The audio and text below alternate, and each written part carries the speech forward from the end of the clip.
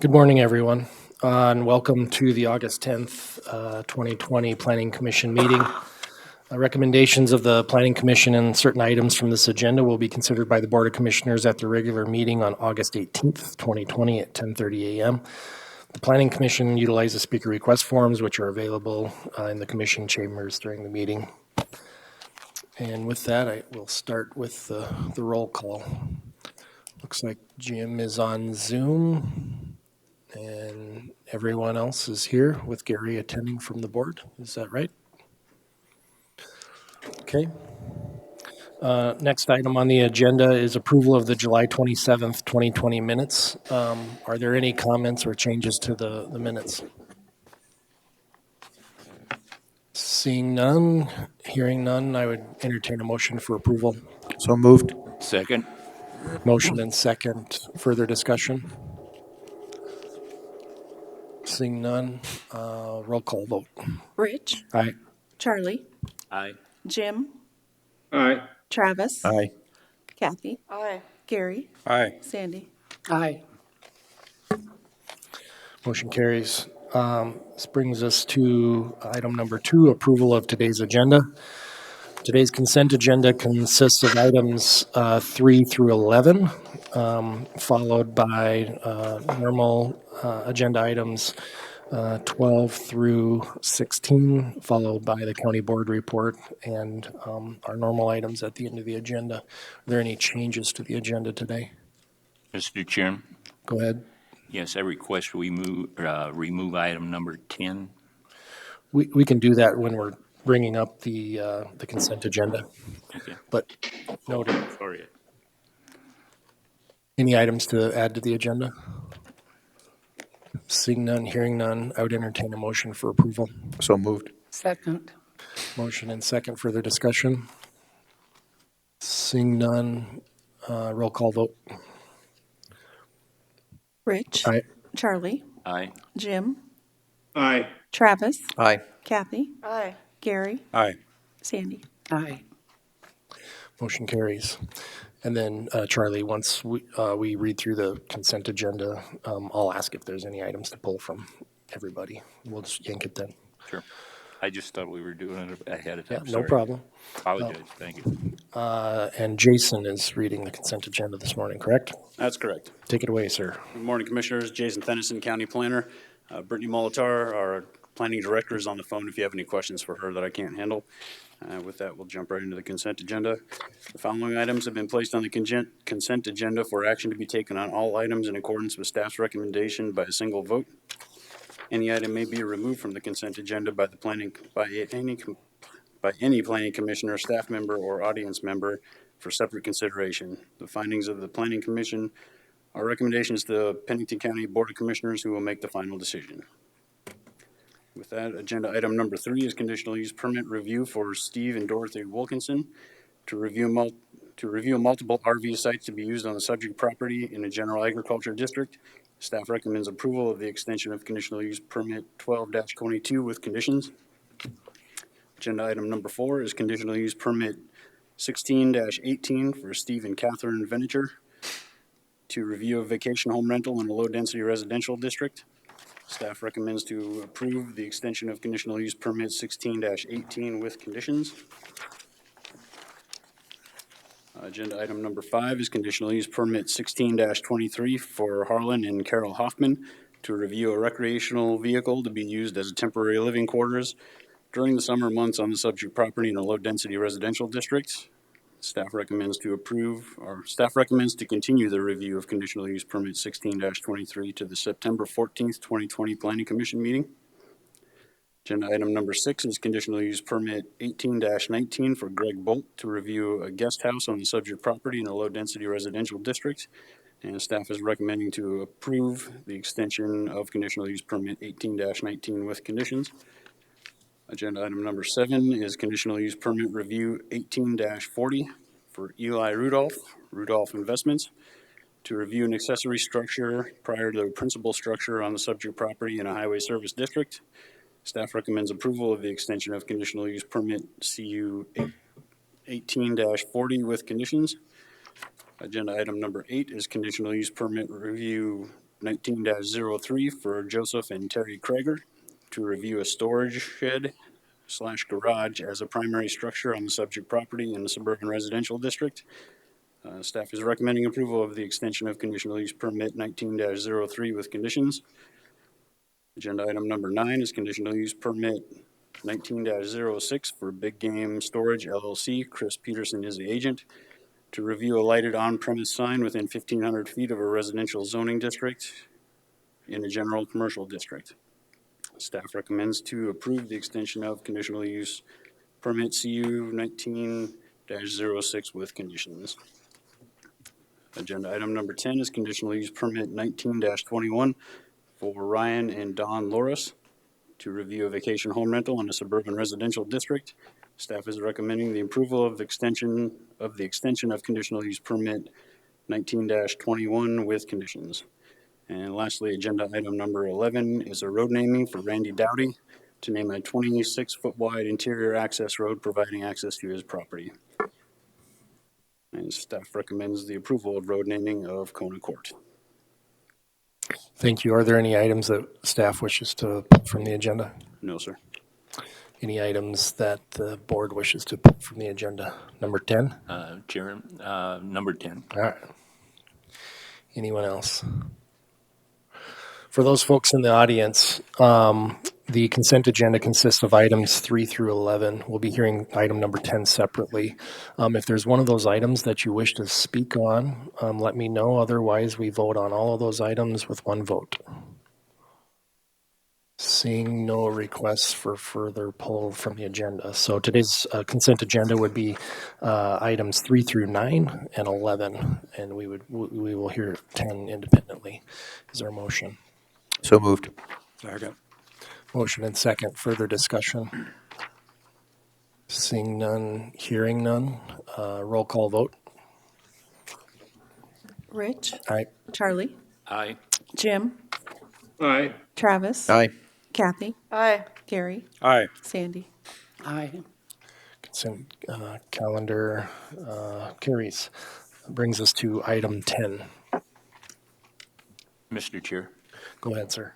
the only reason I asked to have item number 10 pulled is I'm going to have to abstain from the vote on item number 10. Okay. Thank you. Anything further on item 10? If not, staff is recommending approval. I would entertain a motion. So moved. Second. Motion and second. Further discussion? Seeing none, hearing none. Roll call vote. Rich, Aye. Charlie, Aye. Jim. Okay. Oh, excuse me. Oh, yeah. Charlie abstains. Abstain. Sorry. Habit. Jim, Aye. Travis, Aye. Kathy. Aye. Gary. Aye. Sandy. Aye. Item carries. We are now on item 12. Agenda item number 12 is conditional use permit conditional use permit review, CU 17-48, to review the transfer of vacation home rental in a general agriculture district. I'll apologize up front, my slide says 19-17. The current owner is Alvin Gullickson. The applicant and future owner is Fred Preen. The agent is Jim Peterson, and the local contact is Edelweiss Mountain Lodging. The commission has seen this item before in February of 2018, where you approved conditional use permit 17-48, and most recently in February of last year, when you approved the extension of this conditional use permit. As it sits today, the property is 2.47 acres, zone general agriculture district. Access is from North Prairie Creek Road, contains a single-family residence, and there's no special flood hazard area on the subject property. Staff's analysis of the request. June 30th, 2020, the applicant's agent, Jim Peterson, notified staff via email that the property was being sold and that the new owner would like to transfer the conditional use permit. July of this year, the applicant's agent submitted all the required documentations per Pennington County zoning ordinance to transfer conditional use permit 17-48. The applicant, Fred Preen, plans to close on the property by the end of this month. Staff has not received any complaints regarding the subject property and recommends approval of the transfer of conditional use permit 17-48 with conditions. Thank you. Are there any questions on this item? Chair, I would ahead. move approval of this transfer. A second. Motion and second. Further discussion? And before we vote on this, is there anyone in the audience that wishes to speak on item 12? You wish to speak on item 12, sir? I live on Clear Creek. Sir, please come up to the front. And then when you get to the podium, state your name for the record. I'm Bob Ackerman, and I live on Clear Creek, and I lived originally next door to the property that you were talking about. And I did write a letter last year when this was discussed. And the issue I have with it is, I don't mind the rental property, but anybody that has kids, what it ends up being out there is, you're trapped in your vehicle for so many dollars or whatever. You get there and you're wild and you're everywhere. And it seems like when they get there, the families that rent the property, it's like they own the whole valley. They have access to everything. I had people in my hammocks, I had people in my yard, and I just wish that they would make it rather than they can have it a 3-day rental or a week, they rented it by the month or whatever. But every family that comes in there, we go through the same thing, that it's just wilder than wild until they get, the last couple of days that they go home, get cleaned up, come back, and the next group is there. So again, I oppose it. I opposed it last time, and I never did really hear too much feedback on it, but I definitely oppose it. Thank you. Are there any questions for Mr. Ackerman? I have one, sir. Sir, if you could come back up, we have some questions for you. I got some answers. Is there any private property signs posted out there? Do you have private property? Yeah, there was fencing? private, down below, there was private property signs that we had put up, and I live up above it now. It's actually worse where I am now because everything carries up. And then the other thing now that we didn't have before is really become an issue out there is the side-by-sides and the four-wheelers. So a number of those renters come in, will have the side-by-sides, four-wheelers, and you end up having them everywhere up by your place. But the signs, when we had them up, didn't really make a lot of difference. We were supposed to call in and we had an issue or whatever, but that's kind of a mute issue there too. Did you do any of those call-ins? Had been one call-in, I think, or two call-ins. I don't remember if it was last year. I think it was last year. We were concerned about fires and that. And they weren't supposed to have, I don't remember the exact rulings on the fires there, but the signs were put up. Okay. Any further questions for Mr. Ackerman?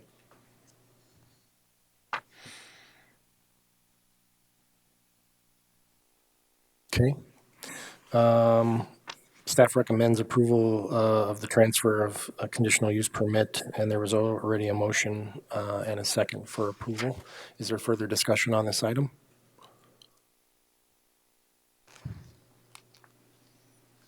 Seeing none, hearing none, roll call vote. Rich, Aye. Charlie, Abstain. Jim, Aye.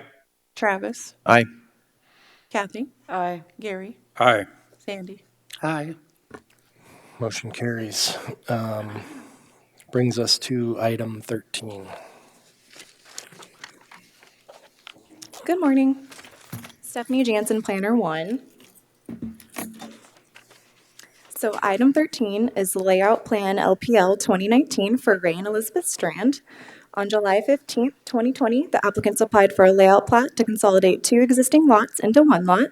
As it sits today, both lots are zoned plan unit development. Lot 5R contains 26.51 acres, and Lot 4RA contains 16.77 acres. There is no special flood hazard present. Lot 5R contains 2 barns, a carport, and a single-family residence with attached garage, and Lot 4RA is currently vacant. There is a section line that runs through both of those lots, but that was actually vacated in 1984. The proposed lot would be 43.28 acres. Staff found no significant issues with the applicant's request, and staff does recommend approval. Thank you. Are there any questions for staff on this item? Seeing none, hearing none, is there anyone in the audience that wishes to speak on this item? Move to approve. Excuse me. I'm not hearing your mic up here. You're not hearing my voice? Yeah, I don't know why. You want me to turn like zoning this and out or just- something. I'm sorry. We have a motion for approval. Second. Motion and second. Is there further discussion? Seeing none and hearing none, roll call vote. Rich, Aye. Charlie, Aye. Jim, Aye. Travis, Aye. Kathy. Aye. Gary, Aye. Sandy. Aye. Motion carries. Item 14.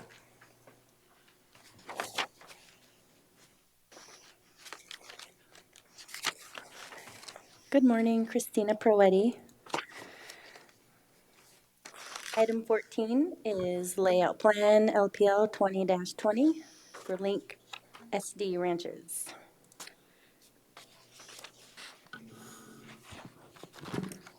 The applicant is requesting to create proposed Tract A with approximately 12.54 acres, Tract B with approximately 38.65 acres, Lot C with approximately 11.24 acres, and Lot D with approximately 37.44 acres. It was indicated on the application that the purpose for subdividing these lots is to sell for agricultural use. So these lots are zoned general agriculture as it is now. Lot size combined as existing is 98 or 99.87 acres. Access is taken off of Duhamel Flat Road. There is special flood hazard on the subject property. Actually has not been studied, so there's no data on that. So there are two lots in question here. Tax ID 17724 is vacant of any structures, and tax ID 17730 is also vacant of any structures.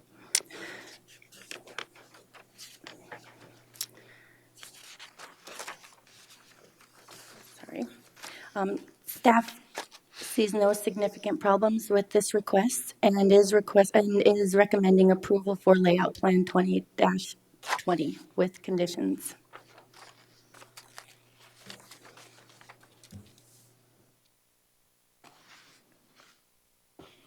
Thank you. Are there any questions for staff on this item? Anybody in the audience wish to speak on item 14? Seeing none, staff recommends approval of layout plan LPL 2020 with 7 conditions. Is there a motion? I'll move approval. Second. Motion and second. Further discussion? Seeing none, hearing none, roll call vote. Rich, Aye. Charlie, Aye. Jim, Aye. Travis, Aye. Kathy, Aye. Gary, Aye. Sandy. Aye. Motion carries. Brings us to item 15. Morning again, Commissioners. Jason Thennison, County Planner. Agenda item number 15 is conditional use permit 19-28 to allow a campground on the subject property to include RV hookups, cabin rentals, pool, office, laundry facilities, and additional outbuildings in a highway service district. The applicant is R&J LLC. The agent is Justin Eisenbraun, who's in the audience if you have any questions for him. Site location is Rockerville, east of the intersection of South Highway 16 and Pine Haven Drive. The applicant has requested the conditional use permit be heard today in order to allow the campground on the subject property to include RV hookups, like I mentioned already. Considerations for conditional use permit request. The zoning ordinance lists 5 factors the planning commission may consider in their review of conditional use permit applications. They are on the screen for your reference. I'll read staff's responses to each one of those, beginning with number 1. The addition of a campground on the subject property may affect surrounding properties. This type of use is present in several locations along South Highway 16. Staff has no documented nuisance complaints from these campgrounds, recreational resorts along South Highway 16 from neighboring property owners. Number 2, allowing this conditional use permit should not allow the should not affect the normal orderly development or improvement of any surrounding properties in the area. Type of development is consistent with other properties abutting South Highway 16. Number 3, the applicant has submitted a site plan showing the location of all necessary utilities and facilities. The water right permit has not received final approval from the State Water Board. Profile holes have not been completed. Mound systems will be constructed at this site. These systems are typically approved by South Dakota Department of Environment and Natural Resources when designed by an engineer. Number 4, there appears to be more than adequate space available for parking on the property. And lastly, number 5, the proposed conditional use may have odor, dust, fumes, noise, vibrations, and intrusive lighting. However, the proposed use should not create any of these above listed elements in the amounts that would constitute a nuisance. As it sits today, the property is approximately 19.4 acres, zoned highway service district. Access is off Pine Haven Road, and it is currently vacant of any structures. The request was sent out for interdepartmental review with some comments to note from the county professional environmental planner, stating that next generation wastewater systems are considered experimental and will require approval from South Dakota Department of Environment and Natural Resources. In addition, certified personnel and maintenance agreements will be required per Pennington County zoning ordinance to install and maintain the system. We also received comments from County Emergency Services, and they recommend to install an acceleration and deceleration lane along Highway 16. They would also want to see one base address for the campground with county assigned building numbers for each of the structures that make sense. And that's one of the conditions of approval. We also received a comment from South Dakota Department of Transportation requiring that they install an RV turning movement template entering the existing US 16 from the development property approach. Encroachments into the outer lane of US 16 will require mitigation to US 16 by the developer. Staff's analysis of the request, just kind of a rundown of the history on this. So September 23rd, 2019, the applicant applied for this conditional use permit. In October of 2019, the applicant submitted a copy of the water rights application to the Water Rights Division of South Dakota Department of Environment and Natural Resources. At this time, the hearing on the water right in front of the State Water Board has not been put on their calendar. October 23rd of last year, staff confirmed with South Dakota Department of Transportation that an approach permit was approved. On October 28th of last year, the Planning Commission continued conditional use permit 19-28 indefinitely until such time the applicant works with staff to obtain approval of the water and the on-site wastewater treatment systems from the South Dakota Department of Environment and Natural Resources. And at this time, information still needs to be provided in accordance with Section 306 of the Pennington County Zoning Ordinance to address percolation and profile hole information as well as water rights approved by the State Water Board. Staff will be recommending to continue conditional use permit 19-28 until profile holes are completed and approved and final approval is obtained for the requested water right. However, if the Planning Commission wishes to recommend approval of conditional use permit 19-28, staff recommends 23 conditions be included, specifically condition number 11 and number 14 addressing the percolation profile holes as well as the water rights. Thank you. Are there any questions for staff on this item? Mr. Chairman, Go ahead, Travis. Jason, can you explain a little bit what the South Dakota Department of Transportation, what does that mean? What does that look like? Especially somebody here can hear what that's going to look like, or what's the expectation of that? What South Dakota Department of Transportation is requiring? Yes, that the movement templates. What is it? What is all that? I believe that's the turn lane off of Highway 16, dealing with their approach. Yes, sir. And widening the road there. Okay, so they're gonna have to widen the road. I believe so. Yep. And Brittany Molitar is on the phone, and she may be able to speak to this a little bit more. She's a little more familiar with this item. Brittany. Good morning, Commissioners. Brittany Molitor, Planning. I did meet with the applicant, Mr. Eisenbraun, and he is in the audience, and he has been working with the South Dakota Department of Transportation. They did release some updates to their US 16 corridor, and I believe there are some changes included in this property. There is a section line that runs on the west side down there along the property line. So I think they were looking at some improvements to that section line also. But Mr. Eisenbrun can speak more specifically to those as he had met with DOT directly. Okay. I'm wondering if we want to go through the other questions for staff, then we can have Mr. Eisenbraun come up and address your questions. That's fine. Followed by the speaker request forms. Go ahead, Charlie. Jason, if we were to look at going that far, you're number 2 on for recommendations from the staff. It indicates each vehicle site shall measure a minimum 40 feet by 12. If we don't require additional parking, that's going to be insufficient. It doesn't take much travel around the area to find out that these things are longer than 40 feet. A lot of them are running 65 to 80 feet long with what's pulled along behind them. You've got to have parking for that. You got to have parking for the vehicle that the people are using as a tow vehicle or the vehicle they're towing. We're bringing 4x4s, side-by-sides, all sorts of things. And I really think that that's going to create a density problem for emergency services with your roads being 16 feet. Let's see, some of these units are 8'6" wide too, besides.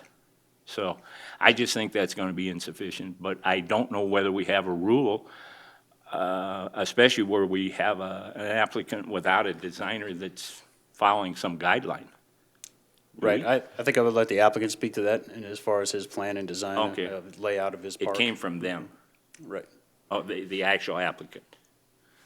His Or- design, yes, came from him. Mhm. Okay. Yes. Further questions for staff?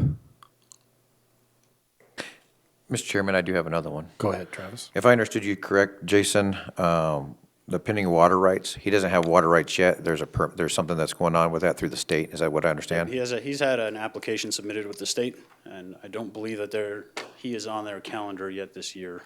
Or maybe it's October. Is it October? No, we're already through it. It was July 8th. Okay. I don't believe that we've seen that approval. It was July 8th meeting. We got it approved or it gets issued. Okay, so I don't think we've seen the issued permit, so. Would you like to come up and speak?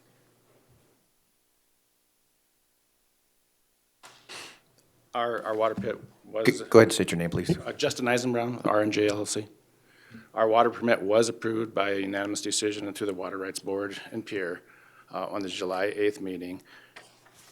It will be issued on the next meeting, which is September 25th.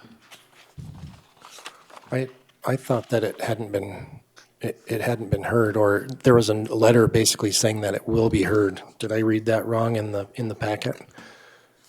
Did you put the packet together, Jason, or did Brittany do that? I did not. Brittany put that together. Our page 711 says that it was contested. It was contested, but we already went in front of the water board. Right, but the contesting hasn't been decided yet, has it? Yes. has? It was. The copy we have in here is why we're asking this. The copy we have in here, it says that until the 25th. It will be issued on the 25th. That isn't what the letter from them says in here. Does somebody want to, I'll read what we have in here and then you can help us along.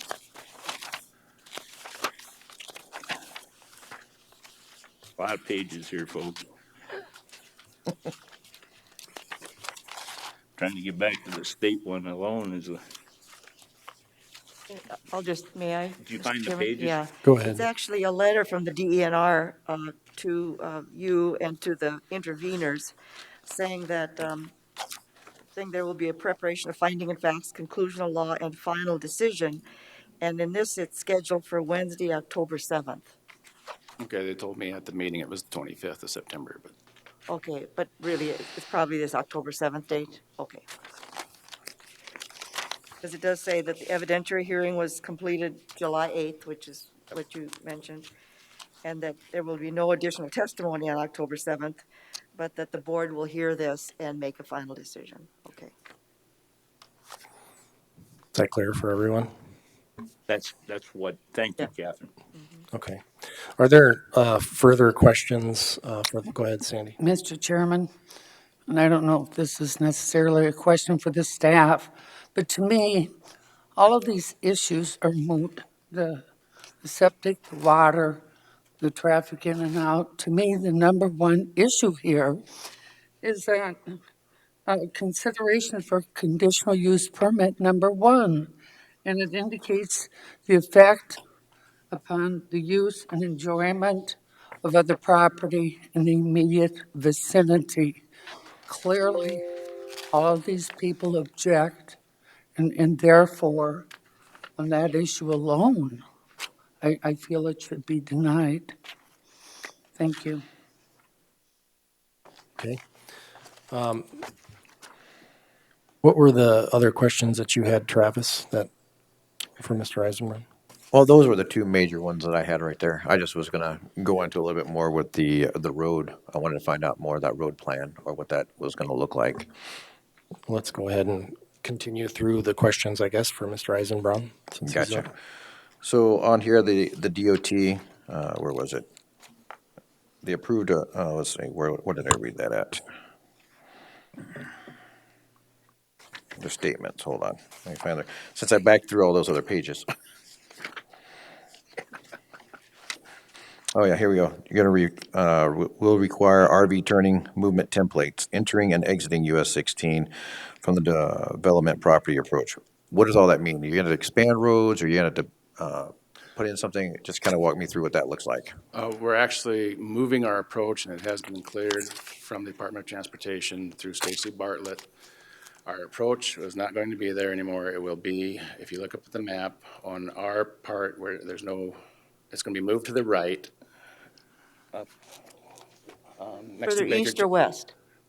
To me, it's north, but to the right. Oh, okay. It's going to be. Okay, so further the toward Rapid northeast. City. It's going to be moved to the corner of our property. Okay. And we do not have to have a turning lane. We've checked on that with the vehicle counts. They do not require a turning lane for us. Our approach has been approved to be moved. The state is going to do that for us. Our parking, every lot that we have, our shortest lot is 45 feet, which is those back ends. The rest of them are, the next shortest one is 85 feet, and the longest ones will be 105 feet. For the pull-throughs, the shortest one will be 85 feet. Have you provided for any additional parking? Yeah, there's parking in front of each cabin will have 2 parking spots on it. I meant for the people coming with vehicles, boats, side by sides, that sort of thing, in your RV. We will put them, if lengths, we will ask lengths, and the ones to me, on the right-hand side, the longer ones, those are all 105 feet. We will put them in there. Where's your 85 footers at? All of them are 85 feet, except the shortest ones are 85 feet, except for the back ends are going to be 45 feet. All the pull-throughs are going to be, the shortest one will be 85 feet. And your roads are 16. Our roads are going to be just at 16. We can widen them to 18.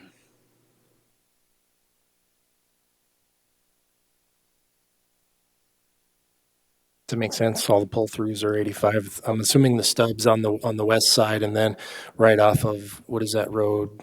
F? Road F, those are 45 Those are feet, 45s. the back ends. And so those are all 40, those are all 85 in between there, and then on the ones that are closer to the Highway 16, those are 105. Is that correct? That is correct. Okay. Any further questions? I do. I think Sure. that's one of the problems we have as a commission, and I think their office does too. How could I ascertain that information from that, your drawing? We haven't submitted our final layout drawing yet, because we have to go it's going to cost like $90,000 to do that.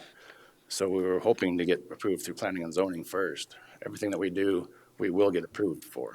That's a highly unusual procedure. Most people that are going to build something come up with a set of plans so that these folks, that we're not doing this later, and that we have adequate information to review that. That's one of the most important things to me on this is the density. I think you have some density problems. I don't believe when you get that many units in there that you've got sufficient parking. Well, between each unit, from center of road to center of road, as the pull-throughs and the back ends, is 45 feet. But what I'm getting at is once you're in operation, we don't have a conditional use permit policeman that wanders around and makes sure people do it right. You get pressure and you get the big ones filled. We can't have the slosh over go in and not fit. We've got emergency services that have to be available. People have to be able to get through, and those emergency services can be fire as well as ambulance. Those sort of details come from somebody that has a stamp and submits drawings. They base it upon a design concept and principle of which they're using. And they come forward and they say that. These folks review that process. That wasn't available to me to help make a good decision on your conditional use permit. That's why I'm saying I think you've got the cart in front of the horse a little bit on that one. I don't have adequate information. I have questions about your density just based on that drawing. Well, there's 45 feet between center to center. All roads are 16 feet wide. Our shortest site will be 45 feet, which is the back ends along the perimeter. And the shortest pull-through will be 85 feet long. Okay. I'm just still convinced that when you add the streets in there and you get it in an operating position, which is too late for this board to do anything in looking to improve it, you're going to see yourself as an owner. You'll see conditions. I've been in the parks. I own an RV. And I've seen it where you can't get a bicycle between the two vehicles that are parked because they have people come. These units aren't for two people anymore. They bring whole families. They have toy boxes attached to them.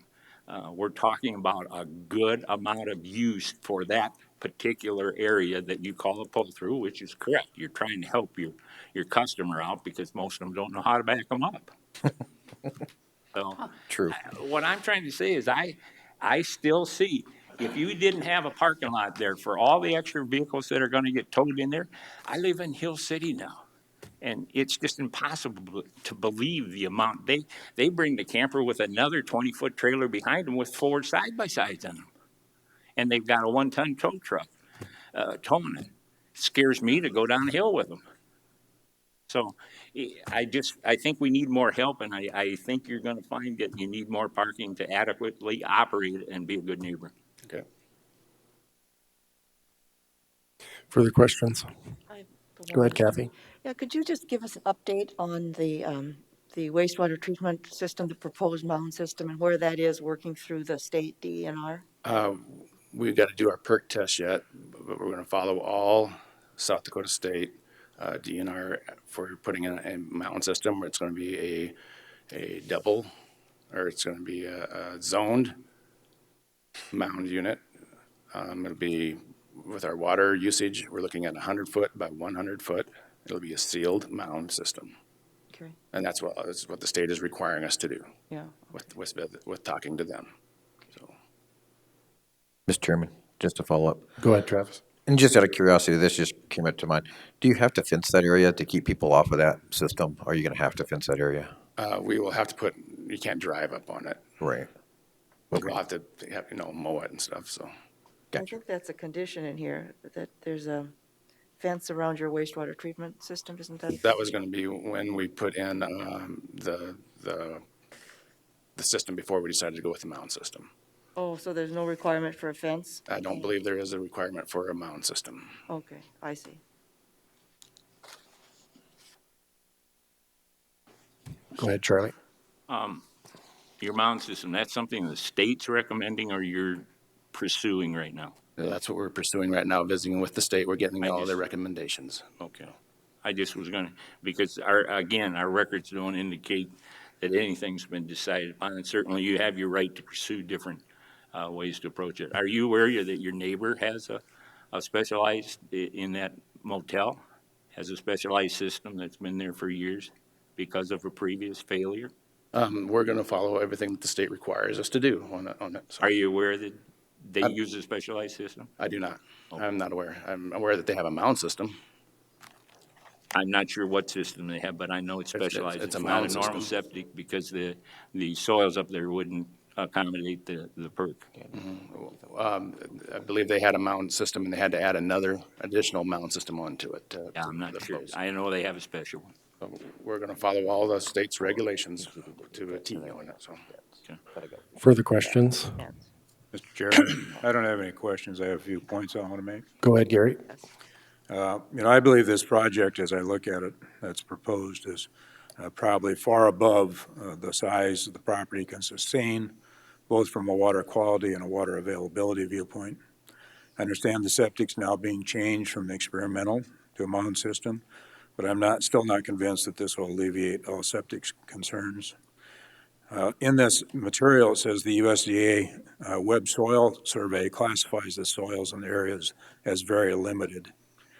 Because of the current use of the adjoining property is not of the size that is tested by an oversight agency for nitrates, this has been left up to the current residents, and I believe their test results raise a very valid concern.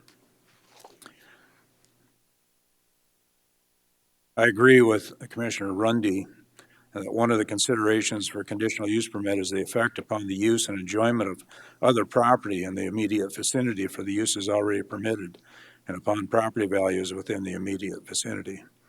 If nothing else, the simple size of this proposal, in my opinion, will have a negative impact on these adjoining properties, and then I do not see anything that really protects water quality and quantity. Most of all, if not all, of the adjoining property owners, most have voiced opposition to the proposal. Lana Breckus may have summed up the feelings of the neighbors with a simple statement to the county commission when she said, "We have not been heard nor our property protected, as is what we as taxpayers expect of you." The Pennington County Conservation District has gone on record informing us that they believe the proposal would have a significant negative impact on the water quantity, water quality, and air quality resource areas of concern. It occurs to me that current residents already have challenges regarding water. This would have priority, they would have priority to the water rights, if I'm not mistaken. That tells me the entire project could face serious jeopardy. I'll conclude but point out that I have not even addressed other issues such as traffic flow. With the immensity of this proposal, safety concerns will have to be addressed regarding traffic. Who's going to bear that cost? I believe that proposal is laying that cost on taxpayers, not the developer. Thank you. Go ahead, Kathy. You know, with all due respect to my colleague here, I view this as, I do think the neighbors have been heard. And I look at the primary concerns that they have, and one being trespass. Well, that's a reasonable concern, and in my opinion, the staff has addressed that by requiring a row of trees. There already is a fence. I'm assuming you'll continue with that fence.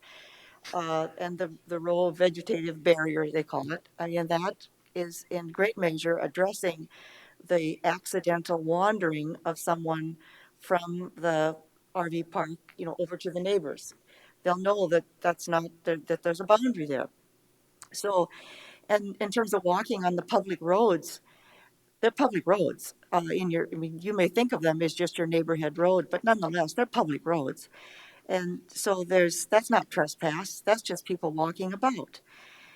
I look at the water rights, and you're asking for 4 acre-feet a year. One of the things that struck me in looking through your application and the report prepared by South Dakota DENR Water Rights Division is that 4 acre-feet per year is very, very small compared to the allocations that have already been given from this aquifer. I mean, this 4 acre-feet a year, it won't be measurable compared to the other withdrawals that are already permitted there. And and I live in this type of an aquifer. My well is in this kind of an aquifer. I too believe in recharge, and that's the point that the staff is making at the Water Rights Division in Pierre. And in fact, I didn't know when I moved there 17, 18 years ago whether our well would recharge properly. So I measured it for a lot of years. I took water measurements just to see how the water level changed. There's no question. A dry year, it goes down. Wet year, it goes up. So recharge is real in these crystal aquifers. And so I agree with that 4 acre-feet a year compared to Rockerville right now. And this is just Rockerville. This doesn't include the domestic well that's in your neighborhood isn't even permitted for water, right? So I don't know what the usage there. But it's well over 100 acre-feet a year in Rockerville itself. I mean, how do you measure another 4? I just don't see it. And the septic system, there's always risk with septic systems. But the mound system is tried and true. There's a lot of experience with mound systems, and this has to be approved at both the state level and the county level. It's not an experimental system. You said it's going to be a confined system, a completely confined system, with inspections and so on. And so I really think that the issues of water and septic, they have been heard and they have been addressed. Now, with the general idea of the traffic, Highway 16 is rather hazardous in the summertime compared to the winter. I mean, there's just those of us that drive it on a regular basis, we know that Highway 16 is hazardous. And so we all need to drive very aware on Highway 16. There's big vehicles, there's little vehicles, there's motorcycles, there's side-by-sides, there's all sorts of vehicles going at different kinds of speeds. DOT stuck with their commitment to us when we permitted the Kroll quarry that they would require safe making the road wider and having the acceleration and deceleration lane. They stuck to their word and required that, or they did it. I'm confident that they're going to stick to their word here and make that a safe access input and out. And the trick is, Highway 16 is already a problem. So, adding a little bit to that, it's not even going to be noticeable. We already have several RV parks, and they're even on a steeper hill. So those RVs have to go up that big hill when they exit those RV parks that are down the way a little bit. So I think that the traffic, we're not going to change the tone of Highway 16 in the summertime, but it's your particular project and the particular safety issues will be addressed. And the idea of just general nuisance. I live closer to Hill City, but I live within a half a mile of the biggest campground in the Black Hills, the KOA Palmer Gulch campground. And I've lived there for 17 years. Is there a bit of a nuisance in the summertime? Yeah, there's a bit of a nuisance. But nothing as bad has happened in all those 17 years. We've never had growling dogs. We've never had people that have, just wantonly trespassed. We had a few people come knock on our door and ask questions about this or that or the other thing. But nothing bad has happened. 17 years. And this year project is dwarfed by the big KOA campground on 244 up to Mount Rushmore. So, yes, summertime and wintertime are very different when you live near these. But, we know, we share the Black Hills with our visitors. We all do it. We all know this. And I believe it's a good practice to continue doing that, sharing our Black Hills with visitors. And this is just, one more part of that piece of business. And lastly, I'll just say this, that I do appreciate hearing from neighbors and, interested parties, residents that will be affected by that. I think it's important to hear from them. But when I read the letters and the emails and stuff, I do find it kind of bothersome to actually, pass judgment, make a judgment on whether the proposed use of this, RV park is either smart or not smart. I mean, it really, we get back to the person that owns the property gets to make the decision about how they want to use it. And so it's really not a neighborhood decision whether the proposed use by the landowner is smart or unsmart. And so I think so I find that a little bothersome. It's certainly fair game to point out how it may affect your property, but don't make judgment on how someone wants to use theirs. So I guess I'm okay with continuing this to get the pieces of information that the staff has suggested. The actually go through the process of getting the water right, the final decision, and get the percolation test for the septic. But I really don't see any real reason why this can't be approved in the broad framework of how it's been presented. Mr. Chairman, Go ahead, Travis. I'd like to echo what Kathy says. I agree. I think, reading through these, when it was said that, or at least it was understood by some of those who complained that they weren't heard, I think we do listen very well. If y'all have heard me up here, I'm a private property rights individual, but I'm also an individual who wants to look at what the issues are and figure out if there's a way to mitigate those. I think we've heard you because I've pushed back on some things. And in fact, if I remember correctly, the special septic system that you were going to use, I was questioning a lot about that one last time, and now you've decided to go with something different because I was asking a lot of questions about it. I don't know if that's the reason why, but you just decided to, so that's good. But still the things that to me, I look at the water rights, the road plan, and of course the site plan. If you're going to tell me you're changing some stuff on the site plan, I'd like to see that before I'm approving, because I can sit there and say I approve it, and you said, well, we were going to change it, and then I'm assuming one thing, but then it comes back to be something else I don't want to approve ahead of time. I'm in favor of people developing things on their own land. That's what you should be able to do with your land. It's just until I see that the water rights. I don't even know if I have to wait to see, because, if the state says you don't get them, then I don't know what you're going to do. I mean, I could probably approve it earlier, but I'm okay with continuing this until we get some of those other things figured out, the road plan and the site plan as well. So I don't need to go much further because I think Kathy did a very good job explaining through a lot of the areas that I was already thinking. Mr. Chair, Go ahead, Charlie. I might as well weigh in, and that way we went all the way around the table and you guys can figure out where we're coming from. One, I'm not going to belabor the point. I still believe density is going to be a problem for you in your final design layout and to accommodate what in fact is going to happen versus what you propose. But I have serious concerns about the water in the septic. One of the things is the water, the same report Kathy referred to, that the state uses test wells to decide things and look at rates and aquifers and this sort of thing. And they refer again and again to Mr. Driscoll, Dan Driscoll, resident of Rapid City, expert in the field, USGS gentleman, was for years, he's retired, wrote most of the reports that involve the aquifers here. And there's several references to him and Mr. Perry Ram from Mines in question about this particular aquifer. But the one that stood out the most to me was they have a test well at 3.1 miles and one at 17.5 miles. The state disregarded the one at 3.1 miles because it's into another aquifer.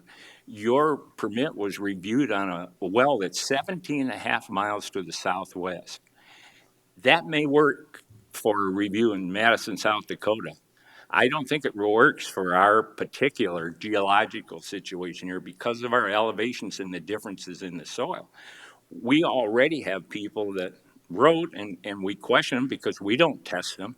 Their wells are being affected in nitrate levels by the reopening of the motel. I don't know whether that's true or false, but I do know that the amount of water you take on your permit is not insignificant versus theirs. The same report referred to there was 3 of your well drillers out there that submitted their records to the state after they drilled your wells. The rest of you, your well driller did not do it. So I can tell you, having worked with them before on large volume wells, I used to work and pump water. Your shallow wells are not protected.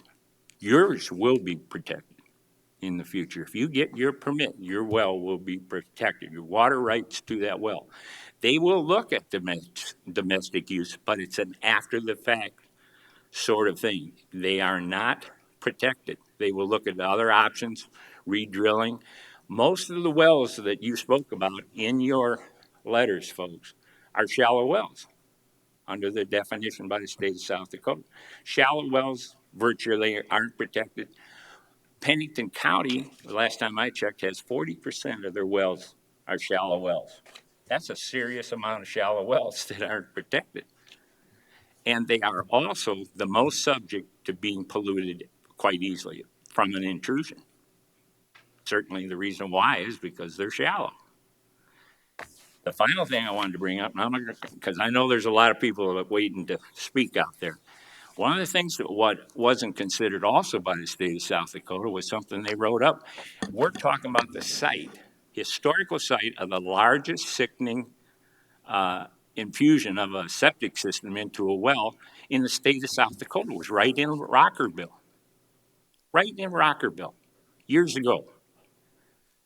And it infected some 200-300 people. They had more, but they couldn't locate them all. It was like a Volksmark or something like that.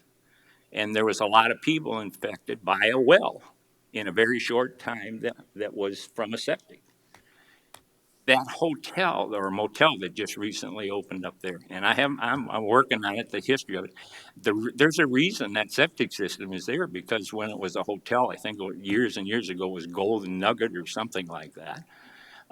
It had a terrible septic failure that affected other people's wells. And we're dealing with that now. I think we have to move forward very slowly on this and what the area can handle. But water, to me, is extremely important. And I spoke to my other members up here. Only 2%, folks, of the water on the face of the earth is drinkable. And we got to protect what we got. We've got great amounts of water out here. Don't get me wrong. If we can do this, you certainly have water available. Eventually, somebody else in the rest of the country is going to figure out we do have a lot of good water here. But in this particular situation, this aquifer is a very unusual aquifer that you're drawing this water out of. They're drawing at 50 feet, and yours, I think your one well, am I correct, goes down 500 or 600? Two wells. Right, one is more shallow than the other. Both wells will go down 400 feet, roughly 400 feet. The state report said one of them was only going to be used at about 100-foot level or 100 and something like that, and the other one was going to be deeper. Sorry. Go ahead. The amount of water that we're going to use is minimum compared to, there was a planned unit development that passed through this, you guys, through the zoning, that's going to be 25 times more usage than what we will be doing. Up a little bit or into the mic, please. The PUD that's going across the road from us is going to use substantially more water and have substantially more sewer. Our sewer is contained. It cannot go into the groundwater. It's going to be sealed at the bottom. So there's no way that there's going to be nitrates that can get into the groundwater from it. It's a sealed mound system on the bottom. It's got to go up. How do they seal that? I believe they seal it with a rubber lining. Okay. Did you have another question? So the nitrate levels that are there. You will have water rights to speak against their use of the water. These folks with their shallow wells will not. I guarantee you. The state of South Dakota only referred that there was 3 of them at all that had any record of their drilling, what they ran into, what they encountered during the drilling, where they hit water, what's the head, what's the low, the well, and where did they set the pump at, that sort of thing is submitted. And most domestic wells, they test by a cookie cutter test, I call it, because it's a pass-fail. And it's tested once when the folks move in and never tested again during the time until there's a complaint. And that's what worries me the most, is that we're dealing with and after. If you run into the PUD that you're talking about taking too much water, your rights are guaranteed because yours precede theirs. But Theirs aren't. But at our water trial at Pier, there was two engineers that spoke, and they both spoke that, and it did pass with a unanimous decision that there was plenty of water in this area, that they didn't expect it to have a draw on this, because you can drill a well in one area and not hit very good water, and you can go 20 feet over further and hit almost unlimited water. But Mr. Ram and Mr. Driscoll both, and the report did indicate that from the state, that there was some questions about different areas, and you didn't have to move far before you had an area of the aquifer that was going to have problems with other ones out of the same particular area. And our well will be roughly 800 feet from the closest well. Yeah, I'm not an engineer enough to tell you, but I'm just saying it's enough concern for me in advance that the other folks need the domestic water. They already have, many of them indicated they have a 1 gallon per hour or 1 gallon per minute restriction on their systems, and yours certainly can draw a lot more than that in a time.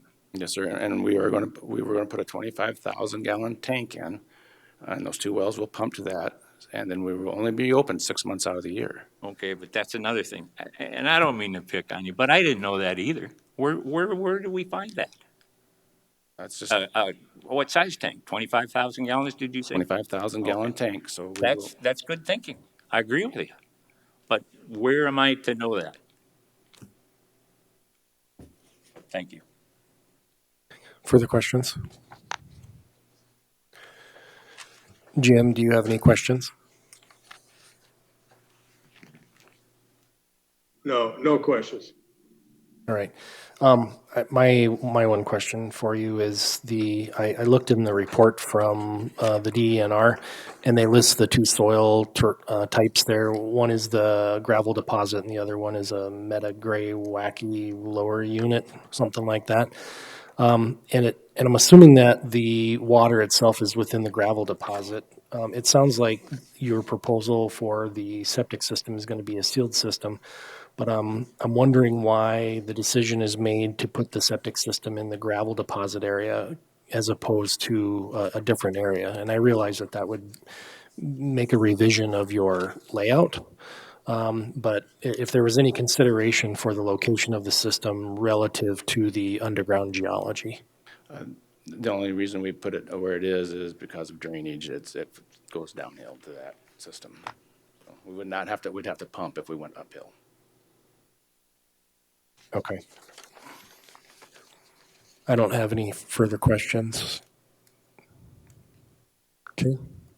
With that, we'll go to the speaker request forms then. Thank you very much. Thank you.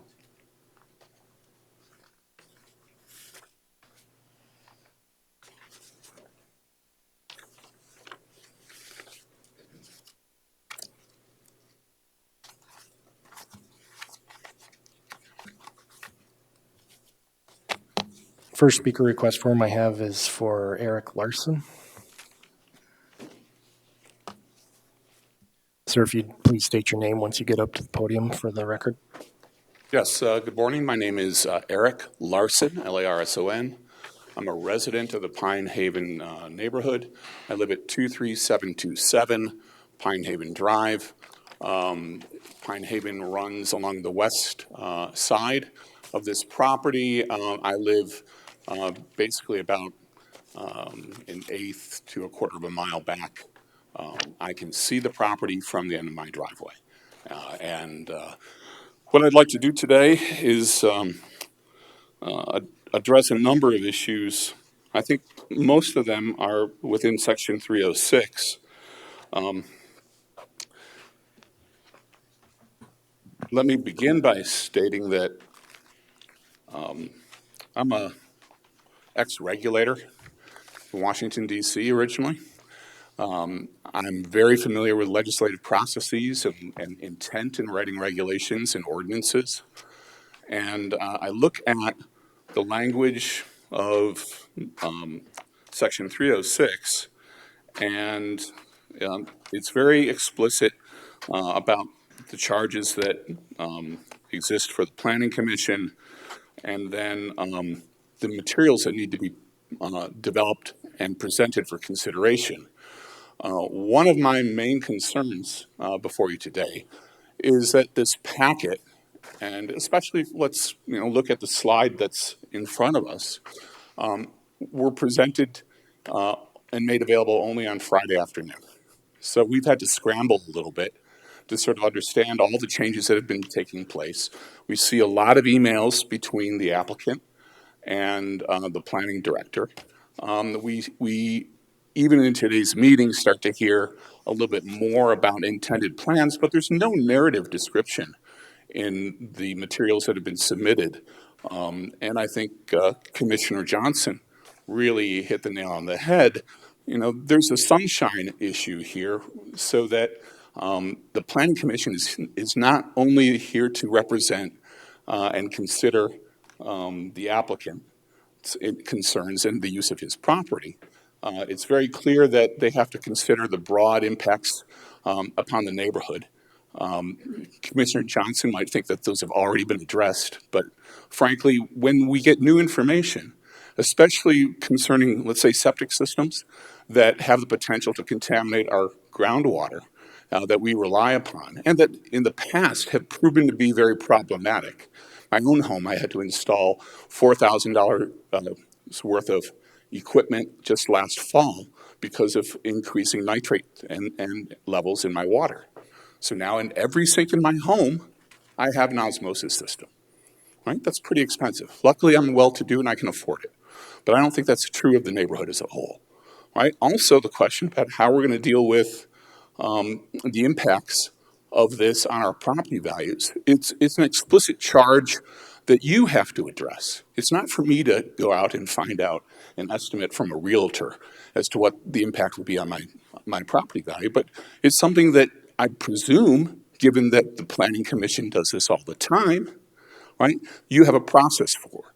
And we haven't seen any of that in this packet. I think that the applicant is certainly not a developer. I wonder, about his business credentials. But if you look at what we're supposed to infer about the details of density, septic potential impact, traffic, safety, we're supposed to all interpret this from a picture without even a legend on it. And I'll note that it appears from the last page in the packet that was submitted that this picture has changed substantially. Right? I mean, we've been all looking at this, but if you go to the end of the deck, I think you'll see that there's a picture. Oh, I'm sorry, I thought this was the packet. Very different, showing a new picture as to where the entrance will be.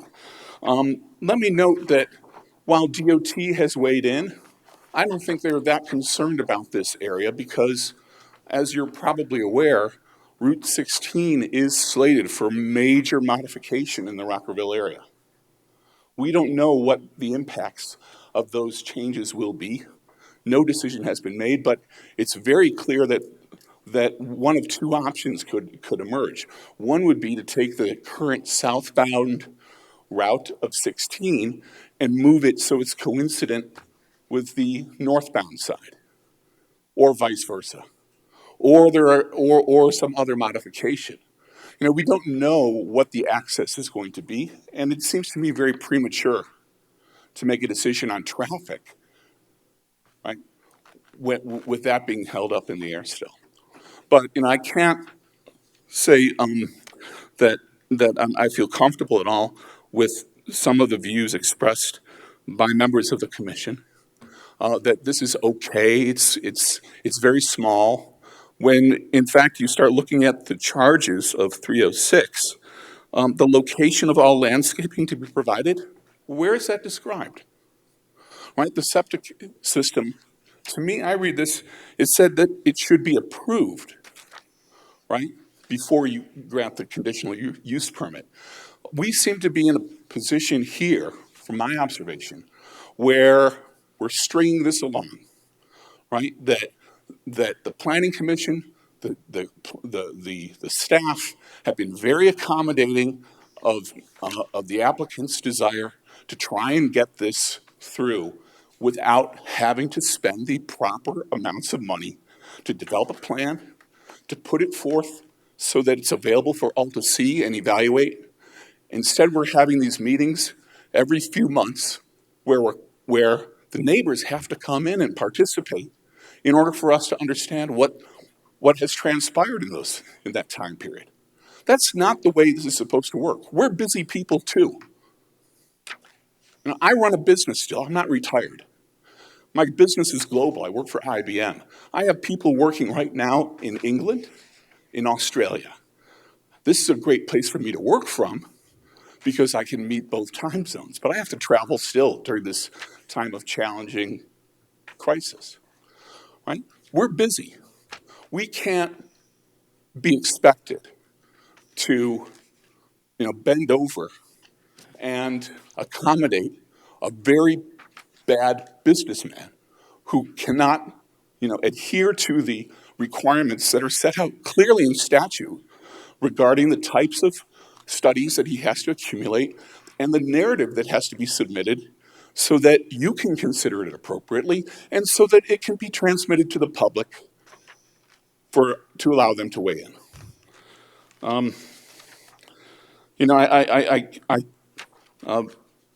If you look at the diagram that's now the last page in the packet, there's an area identifying a location for this mound septic system. Commissioner Johnson rightfully pointed out that these things can fail, and they have failed because of soil quality problems in our immediate area. And one of the things that is typically required of a mound system is to have an adjacent nearby area for a replacement field. I don't see that kind of replacement field in this plan at all. But it's usually because these systems can fail just simply from overuse, right? They usually plan for that. And some municipalities, especially here in the West, require that kind of replacement field. Finally, I've never heard of a sealed mound system. The whole idea in a mound system is you build up a mound of gravel and sand above the existing soil so that then you can feed the effluent into that system, pump it in at a controlled rate, and you have this mound that stuff will trickle down through and eventually go into the water supply. I mean, I've never heard or I've seen any reference to something called a sealed system, but that's exactly the kind of thing that we want to understand and be able to respond to. Now, I am very much in favor of personal property rights, right? The reason I'm here today is because my property rights, my enjoyment of this area can be threatened. And I'm certainly willing to think that there could be reason to litigate this on an ongoing basis if that's required. But, the challenge is not, should we just proceed and then litigate? Right? The reason we have Section 306 is because RV parks are recognized to have exceptionally high potential to have negative externalities that should be addressed, right, up front to minimize social cost. Now, let me just say in closing, some people have mentioned density. 85 RV slots, 15 cabins. Let's suppose there's 2 people in each on a busy weekend during the rally. That's 200 people, right? That's 4 times the number of residents, right, potentially in the community as a whole. This is not sharing our neighborhood with visitors. It's turning over our neighborhood to transients, people who don't care, people who will flush oil down their sewers, right? And there's a huge potential and risk that I don't want to entail, right? So don't say that you've already heard our complaints, right? It's actually quite demeaning. I'll leave my neighbors to make other points that I haven't touched upon today. But thank you for your time. I'll answer any questions you might have. Mr. Chair, Go ahead, Charlie. just want to tell you something from a receiving end, and I'm going to weigh in what our Commissioner Johnson said. One, we're all volunteers. We're up here. There's only one that gets any pay, and he doesn't get enough pay to come for a week's worth of work. Our staff is our staff. They're meant to support you. They're meant to support that applicant. And you have to be careful, and I'm asking all of you to do this, about what you say personally. It's very tough on a heartfelt situation like this not to say something personally. But if you have to say something hateful, please say it to our chair. Don't shoot it with a shotgun, okay? Because some of the comments you made, they were troubling to me. We're volunteers. The staff. I really do thank you for your service, but you're here to uphold a very important charge. I read every and one of them. I read yours a couple of times. And I'm not trying to demean that at all, but I don't like to hear, and I don't think most of us like to hear that we've already been heard. No, but the staff, the comment you made about staff concerned me the most. They support both of you, and number two, he does have a requirement to look at a backup area. I respectfully beg to differ. I think I made the point, and I didn't intend to. I don't want to argue with you. No, but my point is that we did not. We are not receiving information through this process. And my point is, I don't want to get off on the wrong foot with a lot of people today. No, I appreciate that. Thank you. I'm sorry that if I gave that impression. I don't know if the letter that I submitted was entered into the packet. I brought additional printed copies that I can leave with you. I believe that it was emailed out from staff, correct? Yes. I know I read it this weekend, which we means. have many letters. Okay. You know. Any other questions? Any questions for Mr. Larson? I don't believe so, sir. Thank you. Thank you. Rich, Go ahead, Jim. I have a question of the gentleman, just a short question. Yes, sir. Thank you. I'm just kind of curious, under the circumstances, what do you think would be appropriate for the development of this property? Clearly that it has not lent itself to residential development. So what would you consider to be an appropriate form of development? Look, when the county board of commissioners made the decision to approve the variation in zoning from low-density residential to what has now been indicated as highway use, I have to admit I was supportive of that. It didn't appear that the property was being utilized for potential residential use, and I am a strong believer in private property rights. But I think I mentioned in my letter, and I'll reiterate that the Board of Commissioners indicated that they felt, despite the claims at the time concerning water accessibility and such, that a business utilization might indeed impose less strain on the limited water system than residential use. And I would have to suggest that that's probably true. But certainly it isn't the case for an RV park. I think we have the lodge that's come back into use. Certainly has been cause for some trouble. But that's again, a relatively low number of additional individuals putting stress on the fragile area. If there were to go in some convenience stores or some other type of tourist shop, or even a small I think you had said your plan B at one time in a meeting with the staff, Mr. Eichenbaum, or meeting not with the staff, but with neighbors, that you might have a plan B.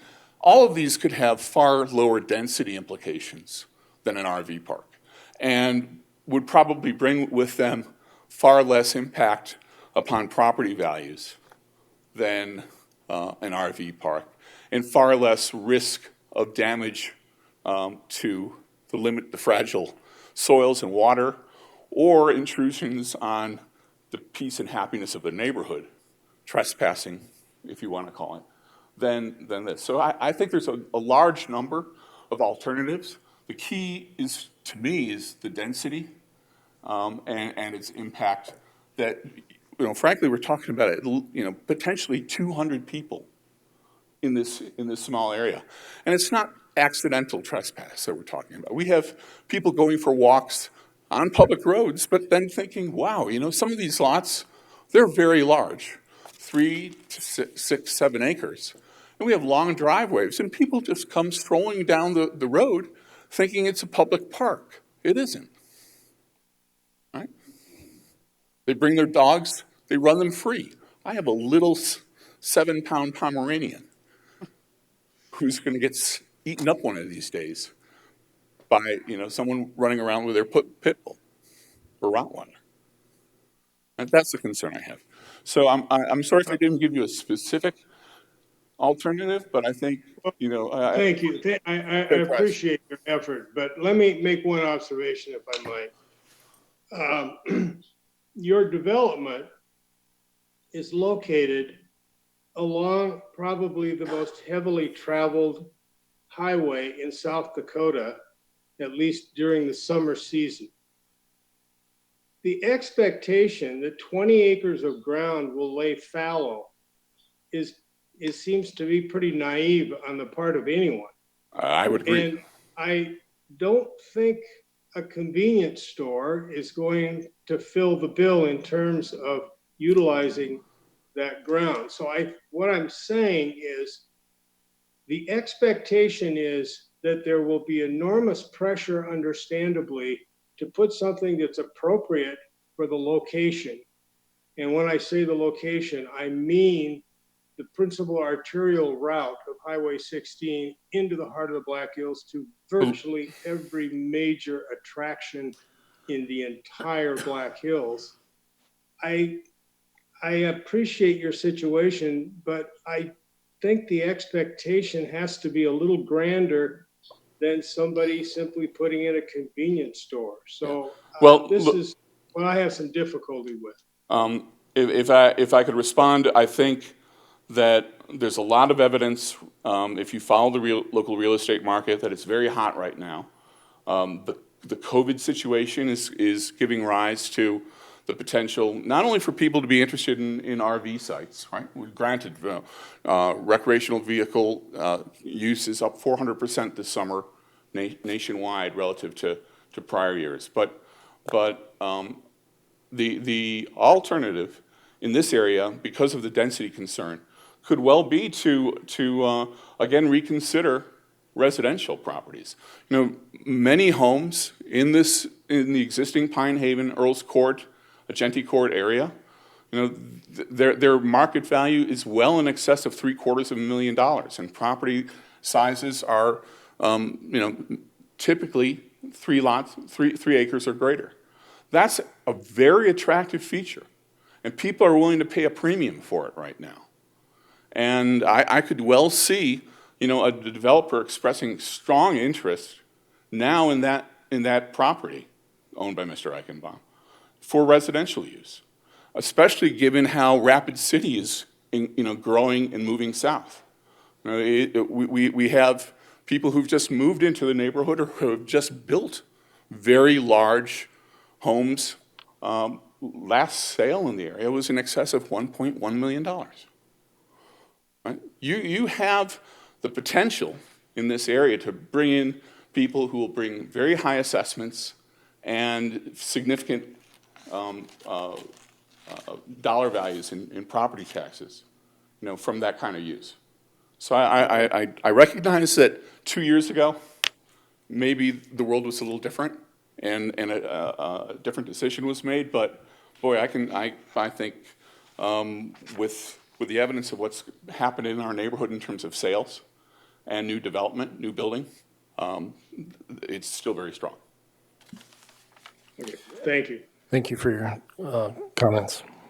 Next speaker request is Alexandra Hersky.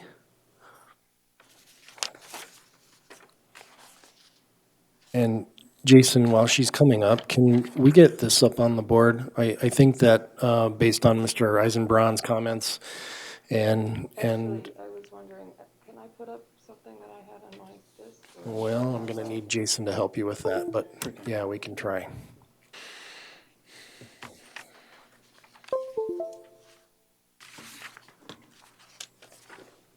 I believe it was in the packet from the State Water Board.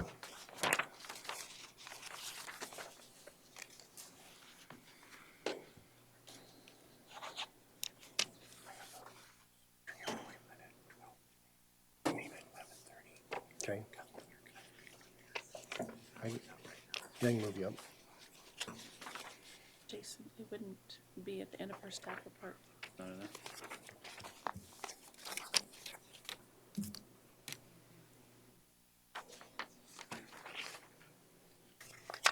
Go to our website for planning department. There you go.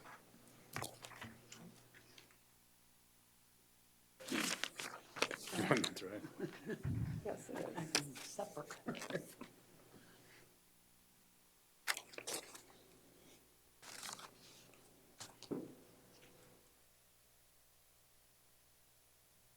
And then go ahead and state your name before you get started. Good morning. My name is Alex Hersky. Could you speak into the mic, please? Otherwise Jim on the line and won't be able to hear you. I'm going to go ahead and take off my mask. It might make a big difference. Is that better? You just need Step to be just closer to the microphone. That's what I'm nervous about. We can't hear you otherwise. Sorry. Okay. Is that a little better? Yes? Can you hear me now? I can hear you now. Yeah, just speak loudly. All right. Good morning. I'm going to preface this with that I am extremely nervous. I do not speak well in front of large groups. But I came here as someone who lives in Pine Haven, and I feel extremely passionately about this subject, and I would like to be heard. I will try to keep my remarks as brief as possible.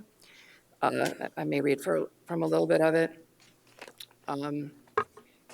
If you would permit me, I would like to take one very short minute to read from the vision statement that the Pennington County Comprehensive Plan View to 2040 has. It's just 3 sentences. Pennington County is a unique part of South Dakota that is built on a sense of community and frontier spirit. We pride ourselves on protecting the natural, cultural, and historic resources that help define our social identity and values. The county continues to grow in a manner that maintains water and air quality, improves career and housing opportunities, and retains our excellent schools and quality of life. We chose our home here as an eventual retirement place where we can relax, entertain our friends and family, and take advantage of the nearby hiking trails and the fishing spots. Our neighbors, too, moved here for many reasons.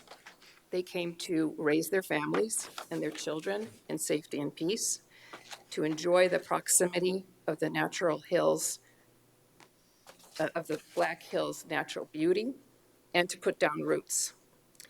The Pine Haven neighborhood drew us, in particular, because of its proximity to the National Forest, with the hiking trails right there. It is something that should be shared with everyone. When we refer to trespassing, it is not walking up and down the streets of Pine Haven and Agenti and Earls Court that we are talking about. It is having people walk up our driveways. especially now, I'm very concerned about that type of behavior, as I do not know them.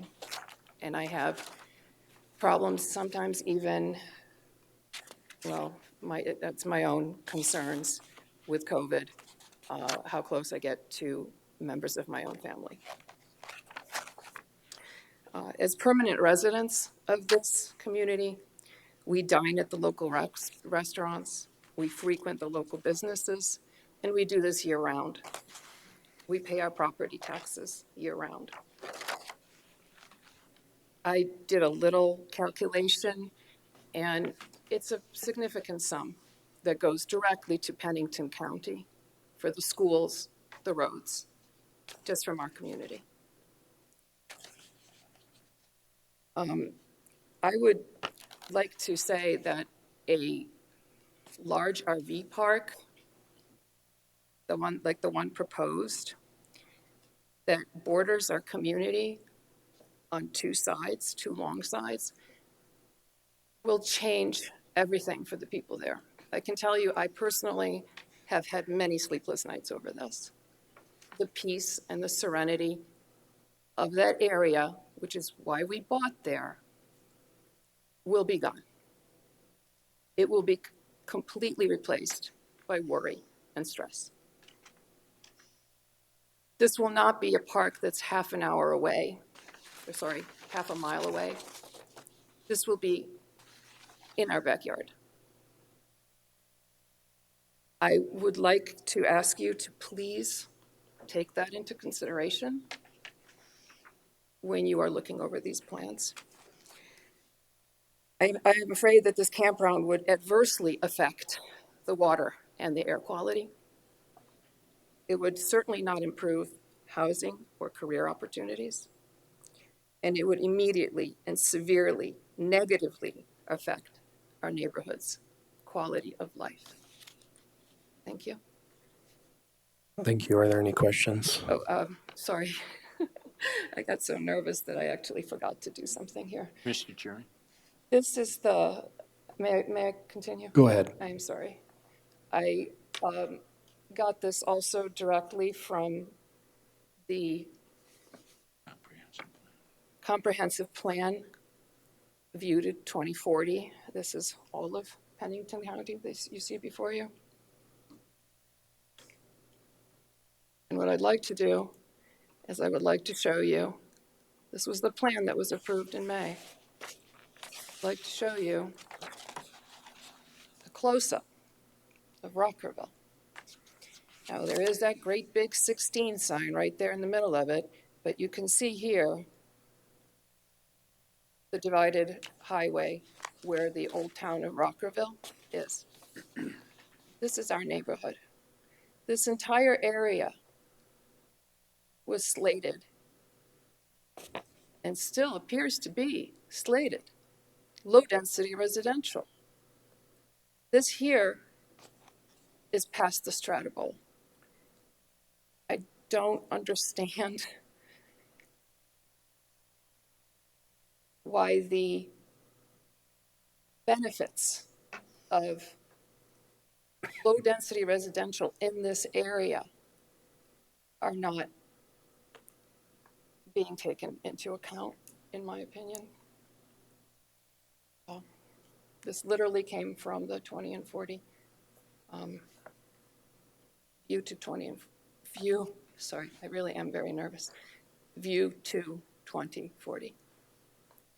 I would need some help. I'm sorry getting this out. I don't know how to. That's all, unless somebody has a Go ahead, Charlie. How long have Would you you wanna lived leave in it the there? area, Alex? How long have you lived in? 5 the area? years. Thank you.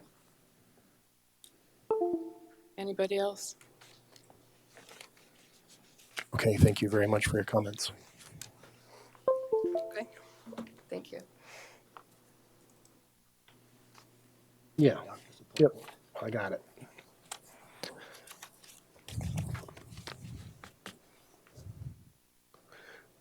Can you rotate that? I'm trying to.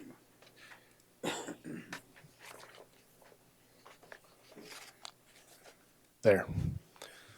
So I think that's the updated version that was in the packet for the water division, and essentially it just shows the entrance to the, I call it east, but upper right-hand side of the drawing there.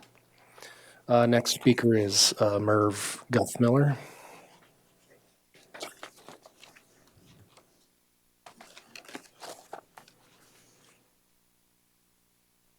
Information was in the packet.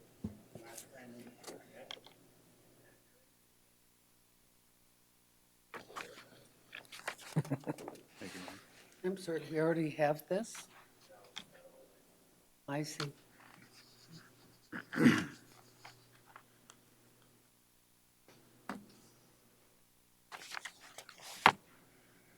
Okay, my name is Merv Guthmiller. My home is, you see where the cabins are up there? My home is right there, right, like 45 feet from the cabins to the property line. And then my home is 38 feet inside of my property line. So it's very close. The initial plan started out with 15 cabins, now it's 25. Now they're close, they keep moving closer to my house. So yes, we have been heard, but things have changed quite a bit during those times. So when we talk about what Gary read, the effect upon the use and enjoyment of another property immediate vicinity, and the use is already permitted, and upon property values within the immediate vicinity. You can imagine how that would change our lifestyle, having maybe 200 transient neighbors that close to us during the year. That's okay. The other, I'm going to make this short and to the point, but the other one is E. It says the measures are taken to control offensive odor, films, and so forth.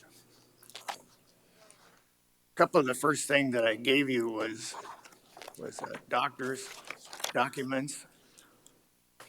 Our concern is, one of them is our daughter Tracy is disabled. She has to live with us. She's got a pain disorder disease, also has asthma. So when smoke comes in, when you have asthma, it closes up your throat. And so, and then the other one is Lon's wife, Sandy, who also has lung issues. So what I'm leading up to again is the smoke with campfires being close by. Our home does not have air conditioning. It's a log home. It's got in-floor heat. We're not able to put air conditioning in it, so we watch close in the evening. As soon as the temperature drops outside, it drops below our inside temperature, we open all the windows to cool the house down. That's the only way we have to cool it down.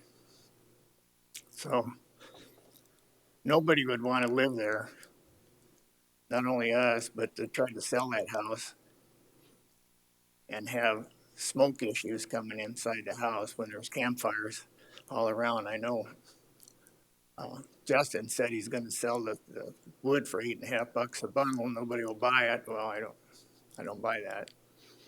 When you got that many people with campers at the price that those campers are, they'll surely spend $8.50 for a bundle of wood. So smoke, it literally will run us out of there, and we're not going to leave. As far as the wind direction, you have a copy there that I got from off a website. It talks about the average weather conditions, historical weather conditions in the Rapid City area. And if you see it there, it says, I've underlined it, it says the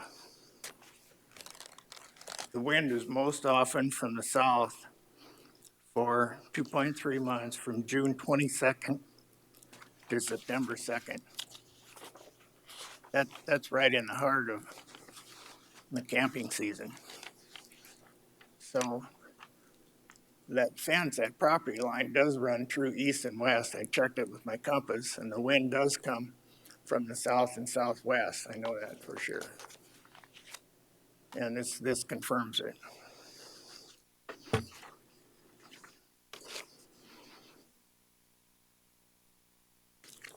So you have any questions for me? That's the main thing.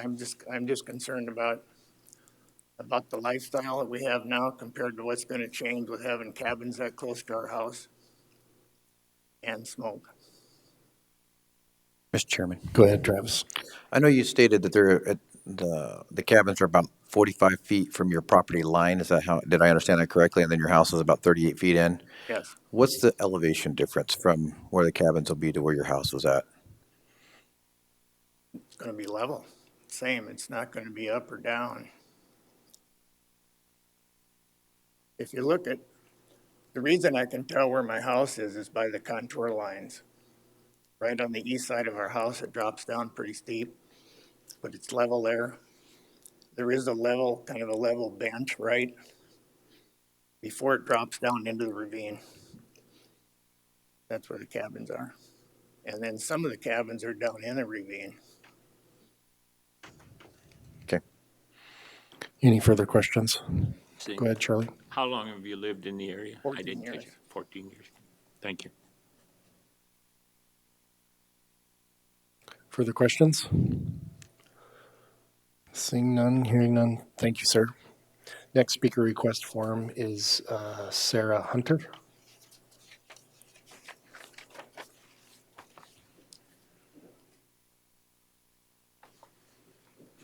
Hello, my name is Sarah Hunter. I'd like to briefly speak about just the value of my property. I own lot 13, which is 23750 Pine Haven Drive, and I'm fairly new to the neighborhood.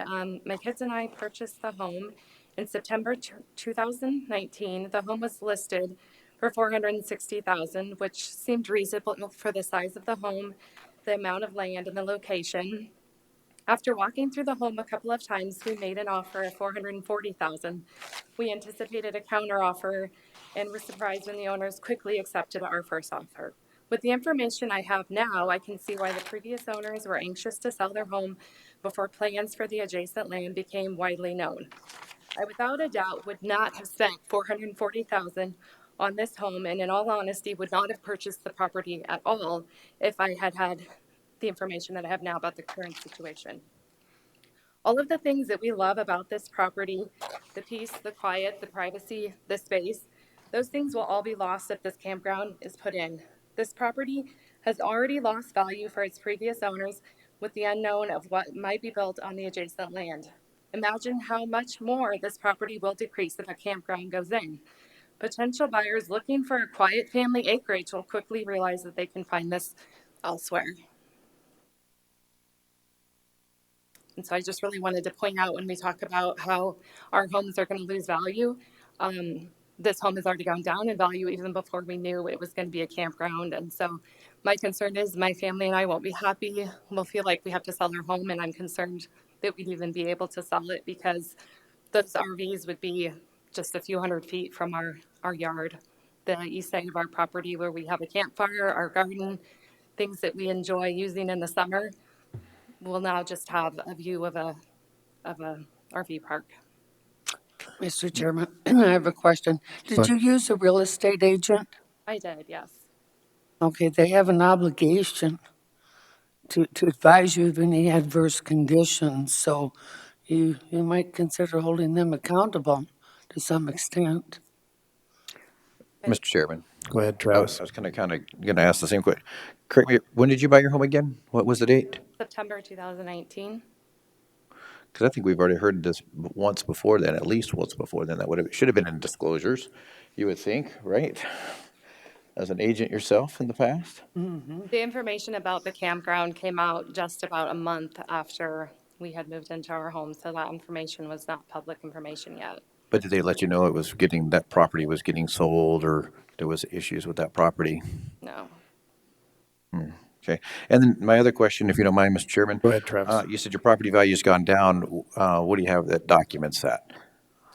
The reason I say that is just that the previous owners were obviously very quick to sell the home, and they let it go for $20,000 under what it was listed at, and just with the knowledge of it being commercial. And so I guess, my point is what would my property go for if there's a campground next to it? Okay. Would I even be able to sell it? Good question. my other question then would be, in April of this year, I believe the county did assessments or tax increases. Did your property go up in value with that? No, I don't believe it did, but I'd have to look back at my records for the exact number. Okay. That's all the questions I have. Further questions? Go ahead, Kathy. I have two questions. I guess two questions. One is that does the fact that there will be a barrier of trees and with the fence, does that give you any, does that give you any, does that lessen your concerns about not having, not, people recognizing that they're not going to wander into your backyard because there's these barriers there? And to make it clear, there are no barriers. There was actually a row of pine trees, and the property owner has actually cut some of those trees down. And they did plant a very small row of saplings that are only about 1.5 feet tall. So in all reality, they will not provide any privacy for me in my lifetime because they're so small. There is only one row of those trees. They were planted in the right of way. And there is no fence other than a barbed wire fence that's currently not in good condition. So no, I'm not convinced that that's going to keep out people or dogs or anything. Okay. The other thing is, when you think about this and your concerns, do you think about the fact that the nuisance will only be there 4 months out of the year? My biggest concern is that that's the time of year we like to be outside enjoying our yard. That's when we're out eating on our patio and working in our garden and out with our pets. My kids are playing in the yard. And that's the time of year that we want to also be out inside. And I'm afraid with an RV park that close that we'll feel like we can't be outside enjoying the nice weather. Want to be inside away from the noise and I'm worried about litter and dogs running into our yard and those types of things, the time of year that we like to be outside. Thank you. Are there further questions? Mr. Chairman, Go ahead, Travis. I want to ask a question, but I don't want it to be taken in a snide way or anything. And I'm only asking this. During Sturgis, do you stay inside? Because I know motorcycles travel that road extensively during Sturgis. Does that noise bother you?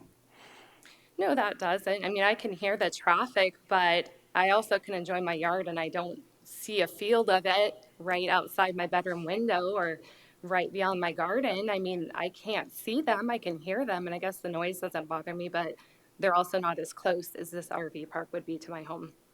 I just know where I live out in New Underwood. I can hear the motorcycles on I-90, and they're probably at least a quarter of a mile, if not half a mile away. So and I can assume that this is a lot closer to where your home is. Is that correct? This road to that road, or your home to this road?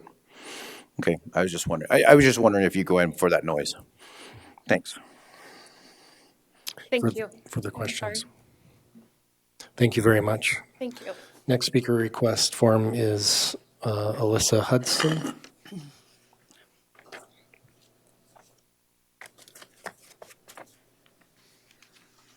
Hello, my name is Elisa Hudson. I just moved back to South Dakota. I was actually born and raised here, moved away to California, met a California boy, brought him back here. And when we first came out with the kids were like, why would people live so far away? There's hardly anything around. And the answer was because they can. We like having the open space. I mean, we sold a house that had a huge 8-foot security gate. Everybody has fences. You don't know your neighbors. You have literal blinders. So a lot of the allure of buying this home in this area, when I was a kid, I used to run around the Rockerville area. I would come out, my friend's parents ran the hotel. And that was one of my highlights as a child, was being able to go out there and run around and have that open space. So we're now moved into the home. We've been there less than a year. I do like the sound of the motorcycles going by. That doesn't bother me. We walk our neighborhood a lot. We get to know the neighbors. We're kind of getting the lay of the land. We saw this open area. It never occurred to me that it was going to be turned into anything because we are new. We didn't have a lot of the information. We did not know an RV park was going in until I got invited to a coffee with the neighborhood ladies. I have a very long private driveway. I live to the left on Pine Haven, and I get people driving up and they'll just turn around. They'll see me in my driveway and they turn around and wave and leave. And I'm like, I guess this is on me. I didn't put enough signs that say private road, private property. It has my address. I also put in an electric fence. I've had dogs come into my yard.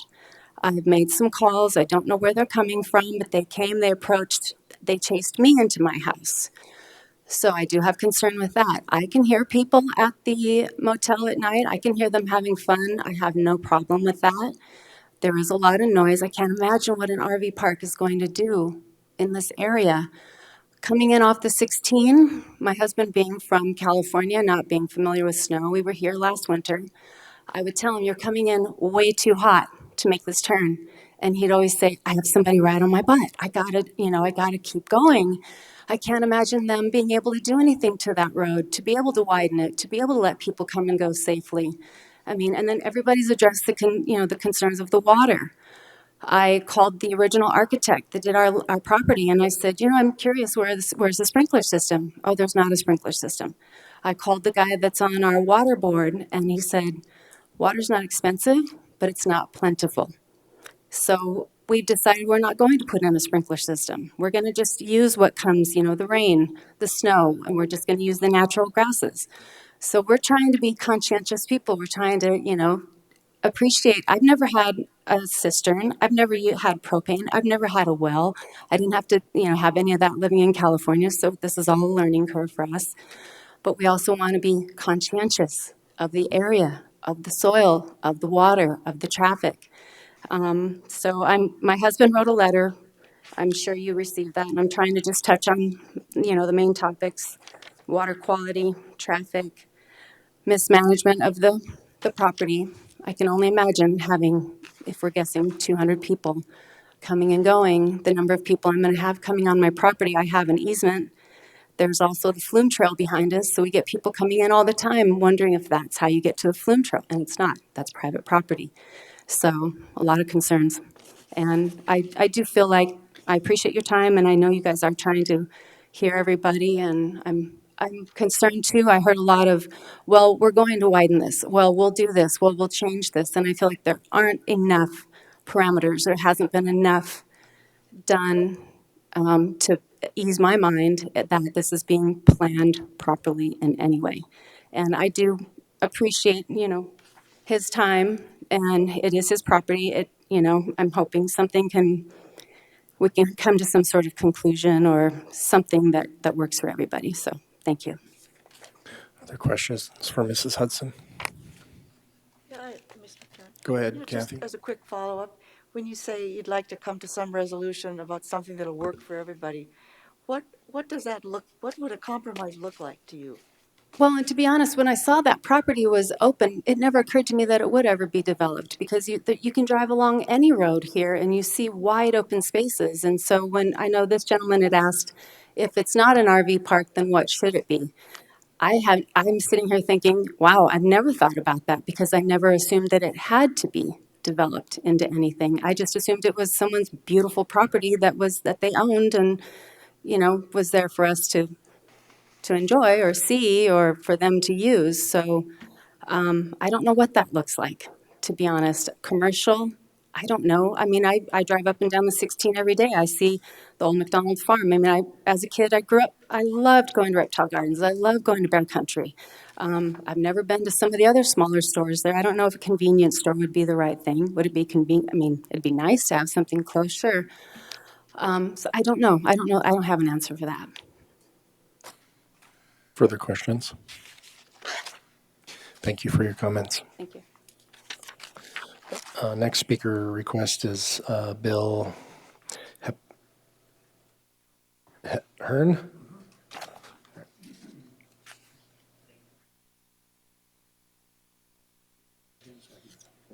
Yeah, Jason, can you help him with his thumb drive?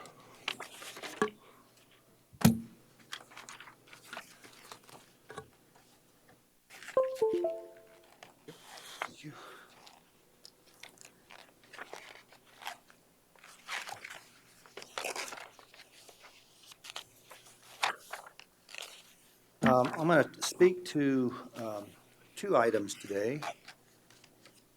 This is not in your packet. I'll also have it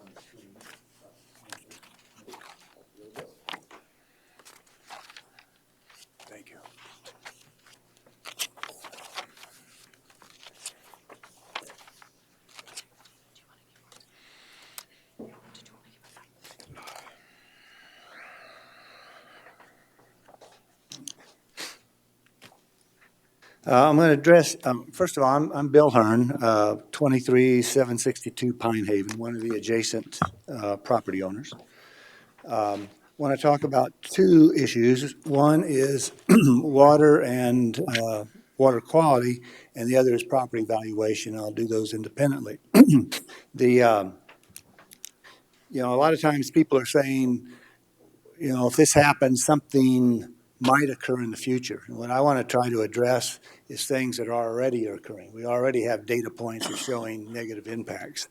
So it isn't a projection, it's actual. The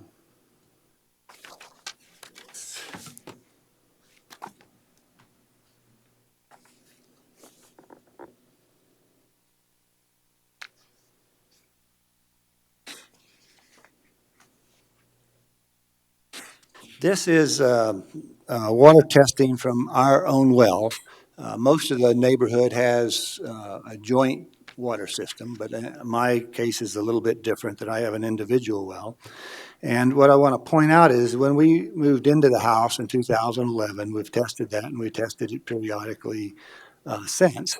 And, you know, septic systems do a pretty good job on bacteria and chloroform and that kind of stuff, E. coli. What they don't do a very good job on is nitrates. And all the studies that I read about nitrates, you know, there may be 10 to maybe as much as 20% effective on nitrates.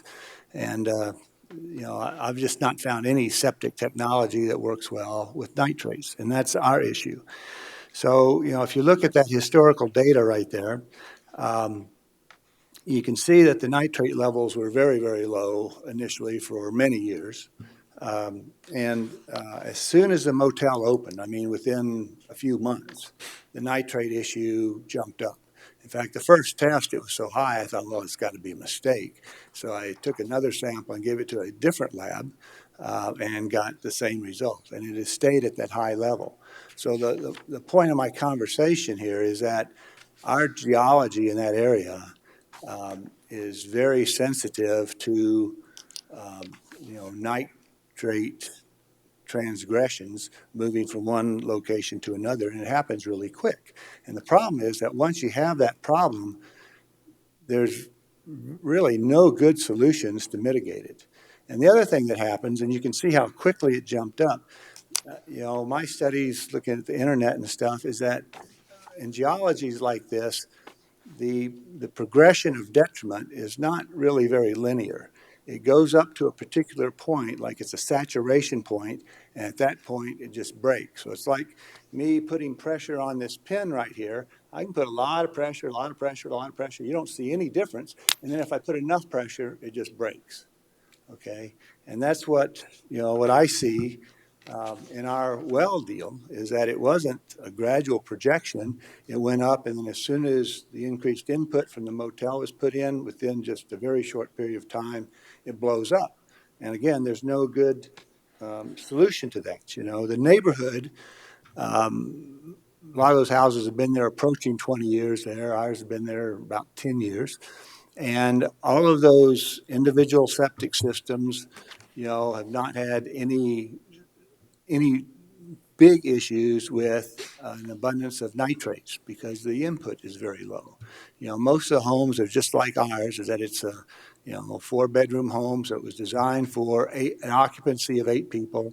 The septic area was designed for 8 people, but on average, the houses in the neighborhood have about 2.3 people in them. So they're all operating at significantly below the rated capacity.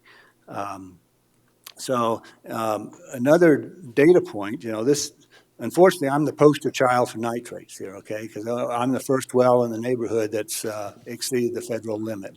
But I think there will be others. They're coming on pretty quick. And I just received information last week that the motel that's operating is actually, it appears, polluting their own well, that their water now, they had a test in 19, you know, they opened basically that same year, and their nitrate level is above the federal standard, okay? So the two wells adjacent to commercial property, are both exceeding the nitrate levels. So I think that's just a precursor of what will happen if we have more retail development. The geology in this area will just not handle nitrates, and in the absence of some processing system that totally removes nitrates, I don't know that there's a solution other than reducing input. So I think that's what goes on. And in our case, I also, to mitigate the issue, put in some reverse osmosis systems, but it's not really right that I should have to incur a cost on something that I don't think we had anything to do with, but we got to deal with it to have a safe home. The next slide right here, like I said, a lot of times people say, well, you're polluting your own water and it's your own well. And I just wanted to point out the differences here in my case between my home and where the motel is, which would be very similar to where my well would be versus the well for the RV park,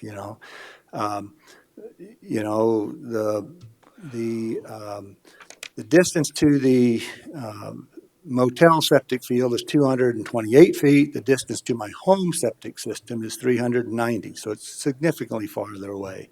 As I mentioned, we're operating about 25% of capacity with 2 people. The motel has anywhere from 40 to 70 people, so it's, orders of magnitude higher. You can see the historical deal there. I put in a little bit about flow volume, and this is relatively unsophisticated, using a stopwatch and putting water in a 5-gallon bucket and measuring it. But the water volume is dropping. And so the mitigation efforts that I took on that is I decided to go ahead and put a cistern in, which you had never had before, because there was time that the well would actually run out of water. So I put that cistern in so that we would have a backup water supply. I don't know that water drawdown is caused from the motel, but we don't get a lot of recharge in this area. Well volumes, the other wells around the neighborhood, have 1 gallon per minute flow restrictors, which is pretty dang minimal to run a house on. So, I point this out to show that, it isn't, we're guessing that there's going to be a problem in the future. We're already having a problem. My house has high nitrate levels. The motel has high nitrate levels, both adjacent to commercial operations operating a mound septic system. Okay, and that's going to, I think, continue on. Let's see what else I can find here.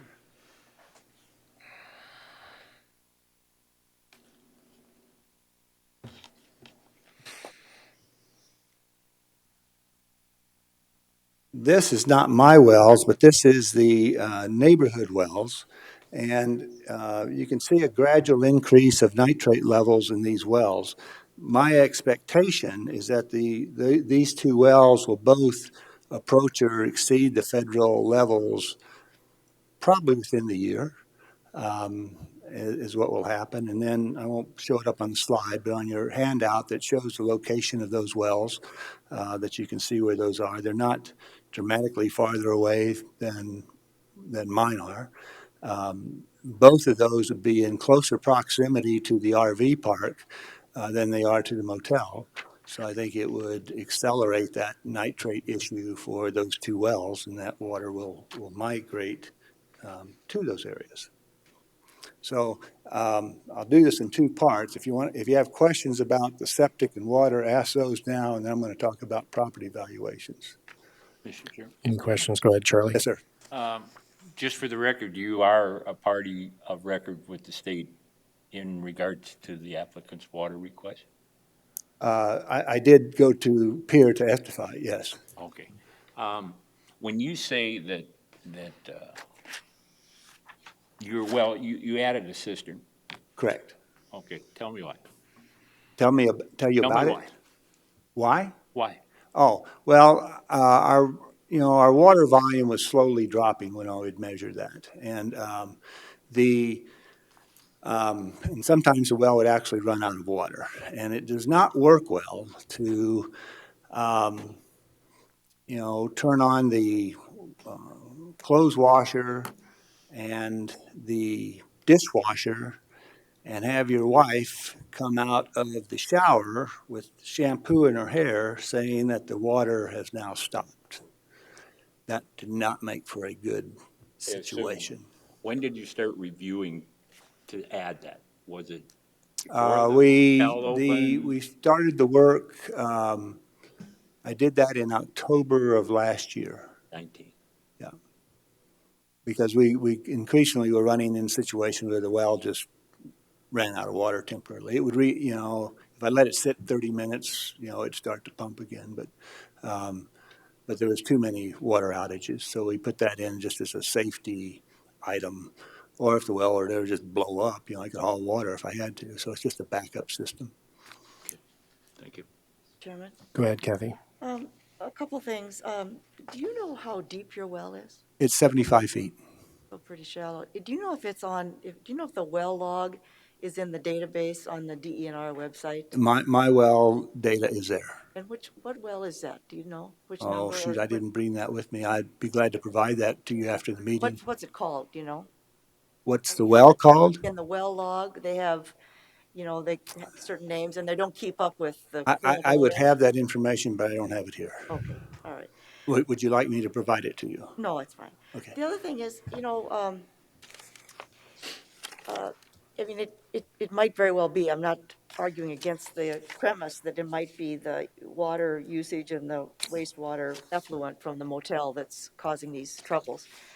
But I guess there's two things. One is that, and this is outside of the subject today, but, have you checked the seals, the grouting, the casing on your well? I mean, could it be that there is some conduit there that it needs to be resealed? No, that's a good question, though. When we put in the cistern, I thought, well, that's a good opportunity to, do any maintenance, evaluation, or whatever with the well.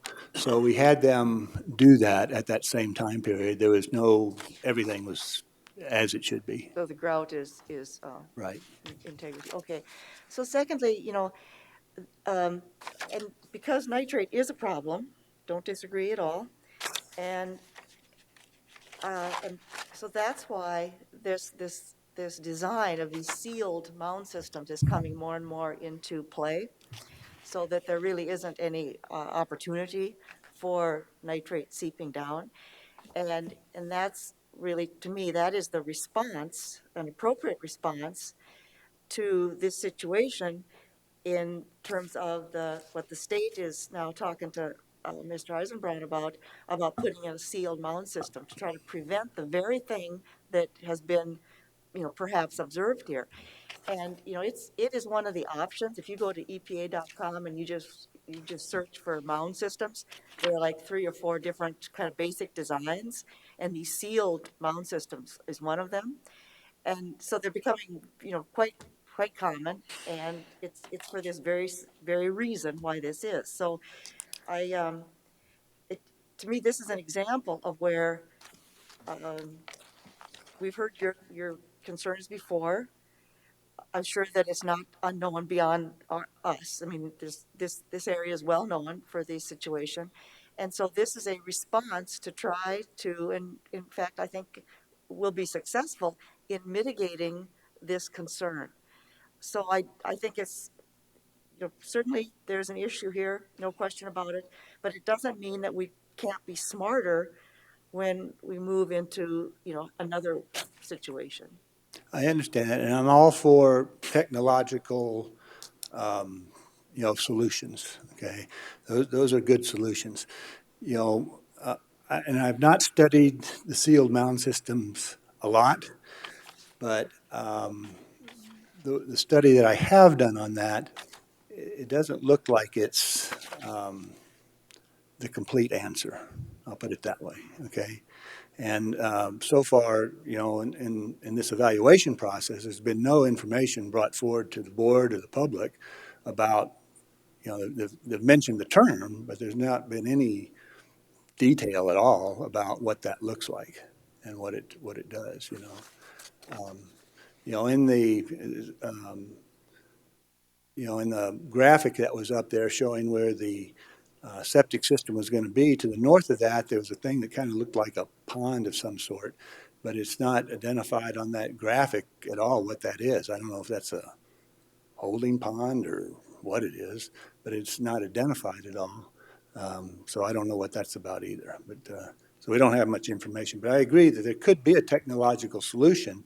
I have just not found one that looks like it deals with nitrates appropriately. I'll investigate that some more and will change my position with new information, but not been able to find that new information. Did I hear you say that you'd lived there in excess of 10 years? 9 years. I think that's right. I think we moved in 11. Thank you. Mr. Chairman. Go ahead, Travis. Sir, how old is your home? I know you've been there for 9 years, you said, but how old is it? It was built roughly a year before I moved in. So about 10 years? Yeah. Okay. And I only ask this may or may not be related to your water issue. I had a very similar issue with my water in my house. I'm on a well. We actually changed out the well pump. That didn't seem to increase our flow. If you get to the shower and somebody turned on the dishwasher or started washing dishes, trust me, you walked out with soap in your hair, and my wife didn't like that either, so I know what you're talking about.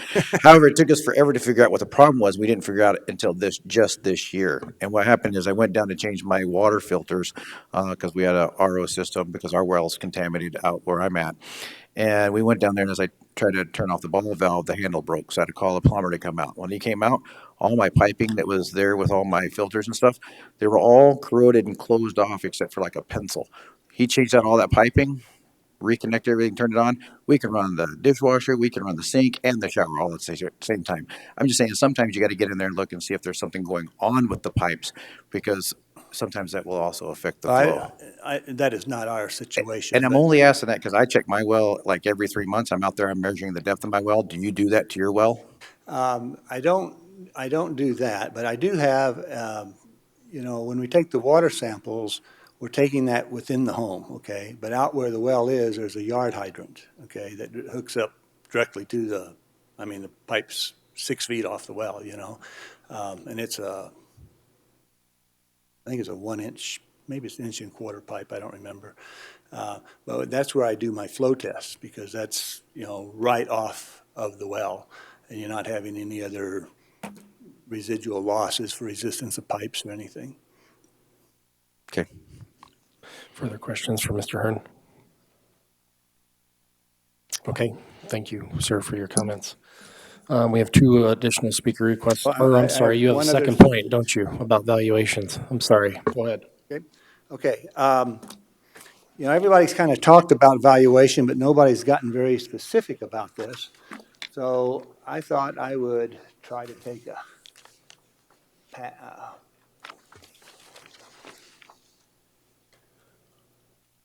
shoot, let me find the one I need here. Hold on a second.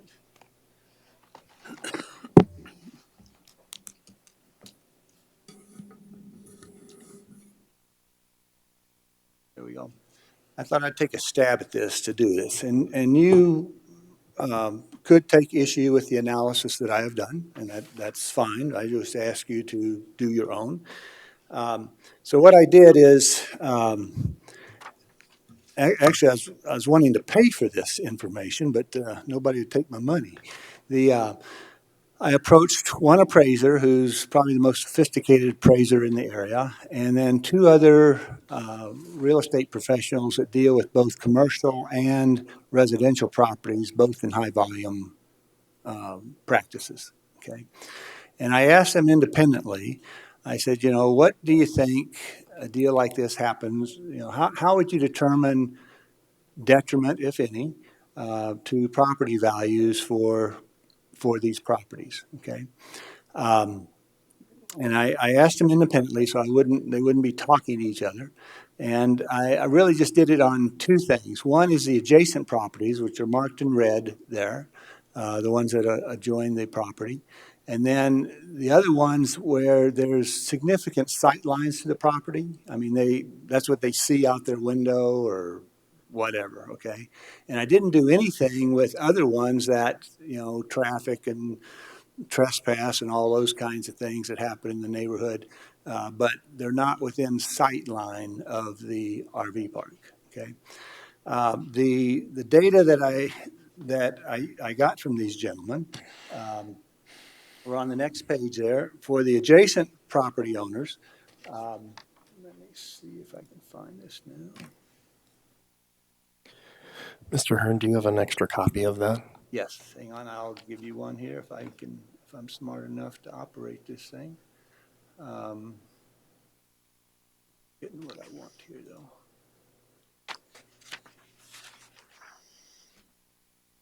No, I'll just do it off the sheet here. Here, you can take.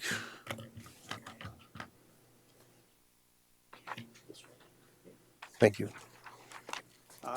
If you look at the last page of the handout, what that shows is the assessed valuation of the adjacent properties, which I've marked in red, and then the ones that are line of sight, which I've marked in orange. Okay, of the three folks that I quizzed about this, the range of their estimate of property loss is anywhere from 22 to 25%. So I used the midpoint of that to determine the detriment to the individual property owners. And then I did a similar thing for the ones in orange, and there the range of estimates was 15 to 20%. So again, I used the midpoint to try to get a stab at the issue. So you can see of just those there, the decrease in property values is just slightly under $1 million. In my case, it's $94,000, which is a significant hit. Now, you may say, okay, my numbers are phooey, it isn't that much. Well, do your own evaluation. Okay, it's certainly not zero. All right. In real estate, you've all heard the adage that it's location, location, location, right, for valuation. And, our current location, or when we bought our home, was wonderful for that. Okay, but if this goes through, our location valuation changes very dramatically. You've already, Sarah talked about what, there's been a value decrease to that property that she purchased, just on the threat of this happening, okay? The homeowners that were there previously wanted to move out immediately when they heard about this, okay? And I think that's why they didn't get a counteroffer. They just said, man, we're going to get this because once it becomes public knowledge, it's going to get worse, okay? So, it isn't, people talk about valuations, but nobody's putting a number on it. So, I'd like to ask you to personalize this. If your own property, if you were going to have these kinds of detriments in value, would that be of concerning to you? Now, in my case, it's almost $100,000. Some of them were more than that. And it doesn't take into account the other stuff, in the surrounding properties. So, but you don't have to believe my numbers, although I think the analysis I did was valid and forthright. But, develop your own. The other thing that comes to this, I can see that this issue may become litigious, okay? And I would urge y'all as a commission to make sure you follow all of your own ordinances, that you follow 306 and all of those, because that's going to be an issue if you don't, okay? I don't mean that as a threat, but just follow the rules, okay? Since the valuation loss here is so large, it's pretty easy to raise money for a lawsuit. I mean, if everybody kicks in 10% of what their potential loss is, I got $100,000 for a lawsuit, okay? It won't cost that much to litigate it. It'd probably be in the $30,000 to $40,000 range, but it's certainly a doable thing. And because the financial impact is, I believe, very significant. But again, come up with your own conclusion. You don't have to believe me. So one thing, people have asked, what would be a good use for this property? I still believe that the highest and best use for that 17 acres is low-density residential. When I got involved in this, the property was already under contract, but I tried to spend some time, talk to some developers, see what kind of interest would be. I developed some little plot plans of where houses would be and where the road would go and all that kind of thing. And there was substantial interest for that. Now, I couldn't go forward because the property was under contract, but I actually think that if I'd had another 30 days and the property wasn't under contract, I'd have found a commercial developer that would have gone forward and done it. Because that type of property you cannot find in the area at all. And, the homes that we have there are very, very nice. And, to create another 7 to 9 of those would have been quite attractive. You have the, Monument Health and you got the Energy Place, all of those executives, that's a great location for those people, for higher end homes right there. So I still think that's the highest and best use of the property. So I'll take questions on valuation. Mr. Chairman. Go ahead, Travis. Okay, so how did you come up with the 23? Did the appraisers tell you that that's what would happen if they came out and appraised these homes, that roughly there would be a 23 or 22 to 25% detriment versus an 18% detriment if you're not in sight? Is that what these appraisers told you? Yes, they this is their opinion, okay? And there was one appraiser, 2 agents, okay? So I wanted to get viewpoints from both perspectives. But yes, but that was their opinion. And the range was from, like I said, on the adjacent properties, 22 to 25%, so I used the midpoint. Well, I've never been in real estate, and anybody who has been could let me know. I just had my house appraised. They didn't take any of that in consideration. They didn't take in consideration that I was along a railroad, that I had a lagoon within 1,500 feet. So I'm trying to figure out how they determined that in this. The difference is here, and that's why it's a difficult thing to analyze, and that's why people don't really take a stab at it. When your house was appraised, they used comps, okay? They used adjacent properties, okay? And so the things that were already there, whether it be a railroad or whatever, those things are known, okay? So the market valuations for those, either positive or negative, have already been priced into, properties in the region and stuff, and whatever they use for their comparables, okay? This is a much more difficult situation because they always appraise by looking backwards. Okay, what have things done in the past? Here we're trying to determine valuation by looking forward, and so there are no comps. Okay, the only thing you can kind of come close to is the other RV park that's down the road back towards Rapid City. They have some residential property next to their park. Okay. But there it was opposite. The RV park was there first, and then the residential was developed, okay? And if you go look at that, the residential that's developed there, it's, modular homes and those kinds of things. And I suspect because the location is not very desirable, but it works for, that kind of home, but it certainly doesn't work for upscale homes. Well, they didn't take a comp from anything near my home. They had to look to Box Elder and Caputa to even get anything comparable to figure out. Yeah, you didn't have much for comps, yeah. But they did some. If it's a certified appraiser, they have to have some comps. And they weren't near railroad tracks or lagoons. Yeah, they sometimes there aren't very many good comps, and you do the best that you have, but they had to have used some comps. Well, I mean, I might be totally wrong. If I can make a comment. That's why I was asking. I said, I might be totally wrong. No, I've been in real estate for 40 years. I hold the highest appraiser license for the past 30 years. Some people know what they're doing and others don't. And if you get somebody who doesn't know what they're doing, then you'll have your own inadequate report.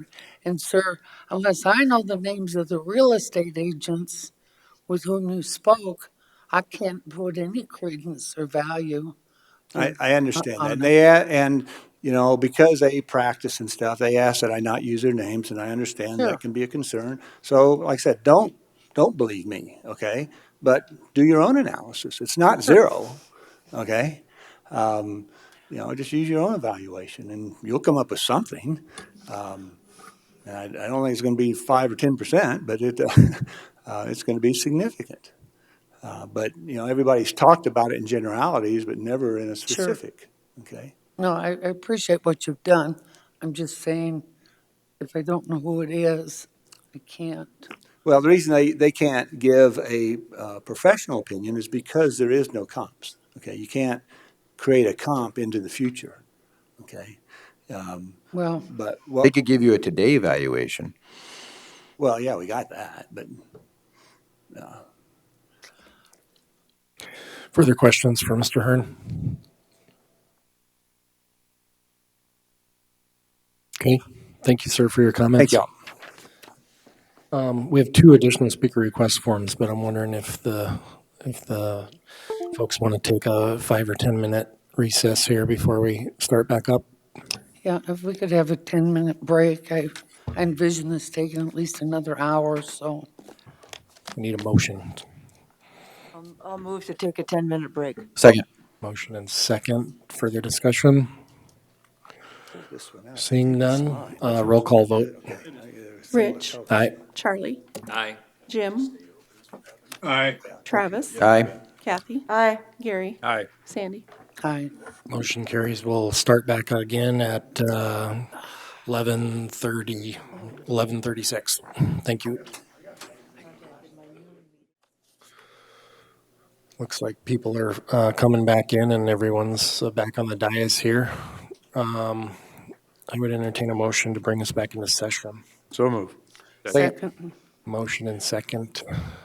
Did you get those, Jerry? There were several firing off there. All I right. think Sandy, I think Um, Charlie. Roll call vote. Roll call Rich, vote. Aye. Charlie, Aye. Jim, Aye. Travis, Aye. Kathy, Aye. Gary, Aye. Sandy. Aye. Motion carries. We are back in session. Well, not in session. Meeting is in process. Next speaker request that we have on this item 15 is Lon Beener.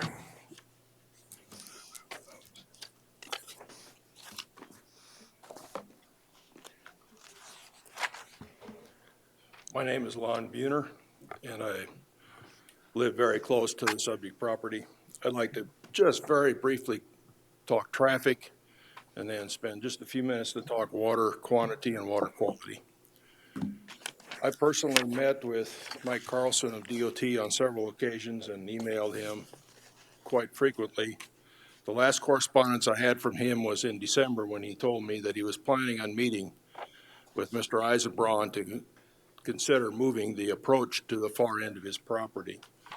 Mr. Carlson went out and looked at the property. I had expressed concern about his exit plan being such that traffic would have to do an illegal maneuver to get down to Rockerville. He came out and viewed it and said, I understand your concern. So I'm very pleased to see that that approach has been moved, but because there's multiple plats that have been presented, I just wanted to make my pitch for the approach being moved to the far end of the property.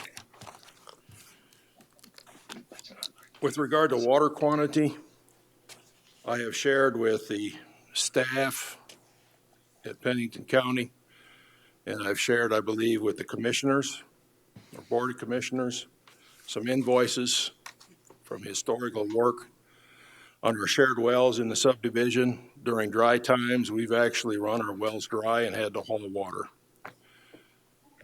The service company man would come out, pull the pump. He'd say the pump is fine, run it back in. Fortunately, we're able to get the wells to produce again, but our wells produce very slow, very small rates of water. Most of the wells in our community are on with cisterns with 1 gallon per minute flow restrictors. Talking briefly about the water right situation, I did oppose this water right. It will not be finalized until October. I just want to say that I have a lot of heartburn with the staff water board report being in the packet. In preparing for that water management meeting, within that area of interest that you have in their plat, there are very serious water issues. And I'll just say that because of the complexity and the sensitivity of these issues, I will prepare a letter to provide to to you commissioners, the Board of Commissioners, and also staff or member of the state's attorney. The reason I say that is because the water rights in this area, the majority of them have not been inspected. The last inspection by the water rights group was 49 years ago. So when you take a look at that report, and I do not want to get into the detail now, but when that report says that there's an estimated 100 to 200 acre feet per year being used in Rockerville, and that excludes a gas light, that acreage is vacant. So when you talk about 4 acre feet is not a lot of water.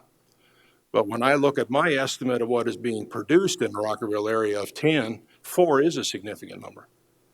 So I'll just leave it at that. Again, you'll be getting a letter from me on the matter. On water quantity and quality, one of the exhibits that I showed at the Water Management Board meeting was just a plot of the wells that have been drilled in this area. There's a little over 50 wells in this area. Though the ground doesn't know if those wells are commercial or domestic. The ground doesn't know if it's getting its septic from commercial or domestic. One thing that I focused on for the Water Management Board is the recharge. I gave them an exhibit, and I'll probably put it in this packet if this is continued. This was in one of the reports by Driscoll and DENR and others, where they estimate the recharge that enters the aquifer in the Black Hills. And in the Rockerville area, they estimate the recharge to be slightly less than 2 inches of water. And I mentioned this when Pat Hall's PUD was being heard. So 2 inches is about what you can expect. So what affects our water quantity and quality? Well, first off, the amount of water we take out. Second off, the amount of septic you're putting in the ground. The third thing is the amount of recharge that the reservoir gets. We cannot control the recharge. We can impact the amount of water we withdraw and the amount of septic we put in the ground. I'd like to say thank you to the chairman. I thank you to all of you for giving us the time to speak today. We've taken a lot of your time. I'm not going to take much more of your time, but it's important that we have the opportunity to voice our issues, and I know that's sometimes a challenge, and sometimes we flat don't get the opportunity to do that.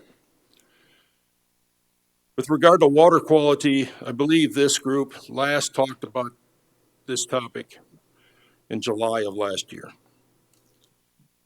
What I did not share with you at that time was that I filed a formal complaint with DENR on the Rockerville Lodge Motel on Pine Haven. I filed that complaint in May of 2019. When you file that complaint, you got to sign off under penalty of perjury. That process is supposed to be confidential. No one's supposed to know that I filed a complaint. And even individuals within peer, there's a process to keep that complaint pretty doggone confidential. After the rezone, I wrote another letter because I hadn't heard anything, and I said, please, on this acreage, when you decide what to do with the septic, please take into account the issues that are there. That triggered a letter because the individual that I sent that letter to was the individual that I sent my complaint to. And on November 5th, I got a letter from DENR. The letter said, in essence, thank you for your letters. We think the county can best handle your problem. If you haven't polluted a public water system, we think the county can best handle your problem. I made the decision then to go public with my complaint. I say public because I talked to PJ, I furnished that complaint. At least I asked that to be put in the packet, at least for the commissioners or for the county board, and I don't recall whether or not the commissioners. I don't think they did. In fact, I apologize. I think I just spoke incorrectly because in discussing the matter with PJ and Brittany, they said that they were going to keep that part confidential and keep it out of the packet. Now, whether you got it outside of a packet, I don't know.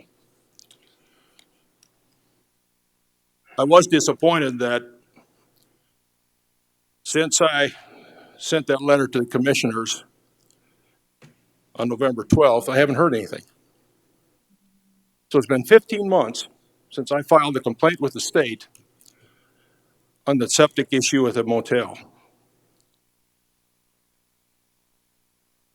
So I would say that 15 months, given the importance of the issue, you did not meet my expectations on trying to help resolve the matter.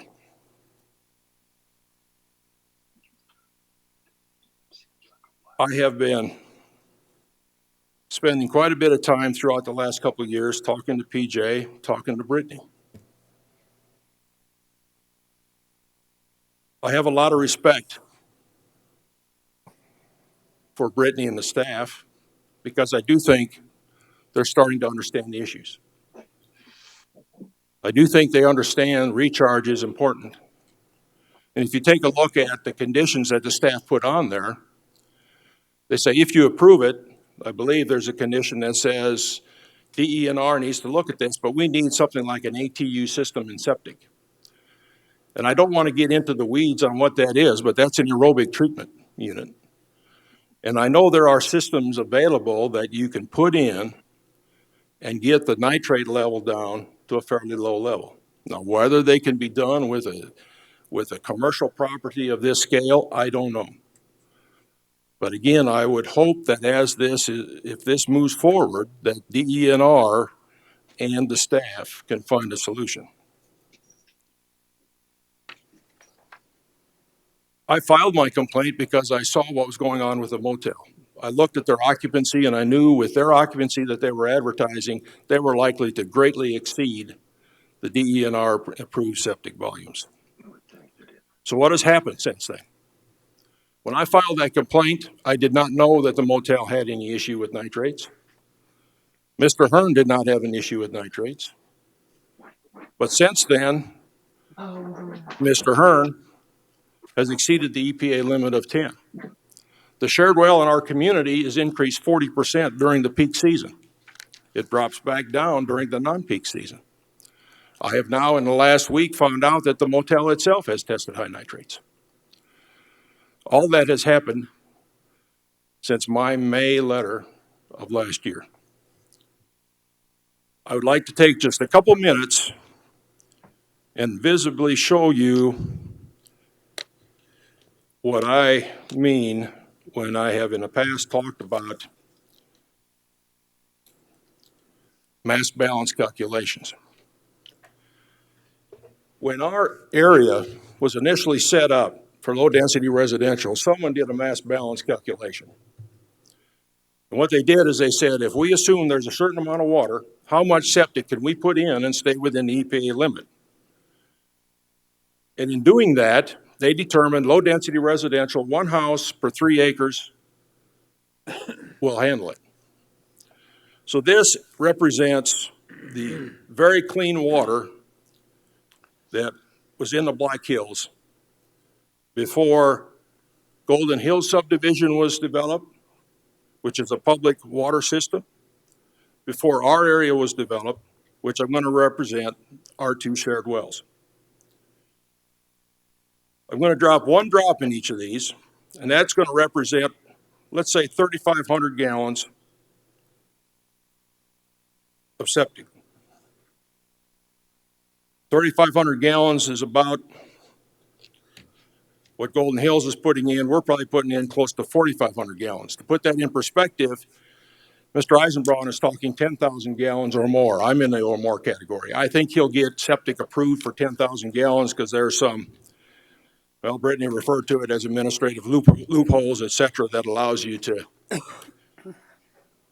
plan for a little lower volume. So this is what you have.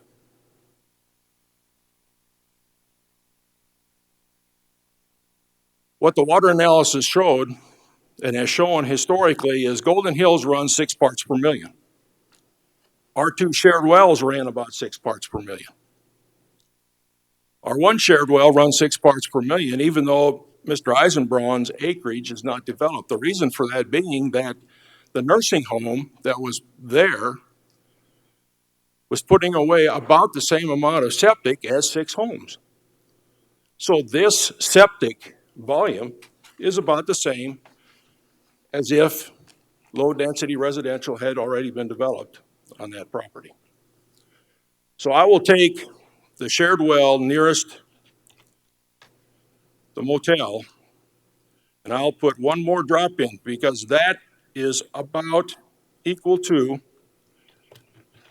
their advertised occupancy. That's what has happened. Because you're taking and putting most of your septic in one location, and it's a mound system. The motel has a mound system. The 2 nearest wells to the motel are now exceeding the EPA limit. The 3rd nearest well is our shared well that we were at 9 last summer. We haven't tested it this summer. It dropped back down last fall because the occupancy was lower during the non-peak season. So if I take and I add the septic to represent the volume of the RV park,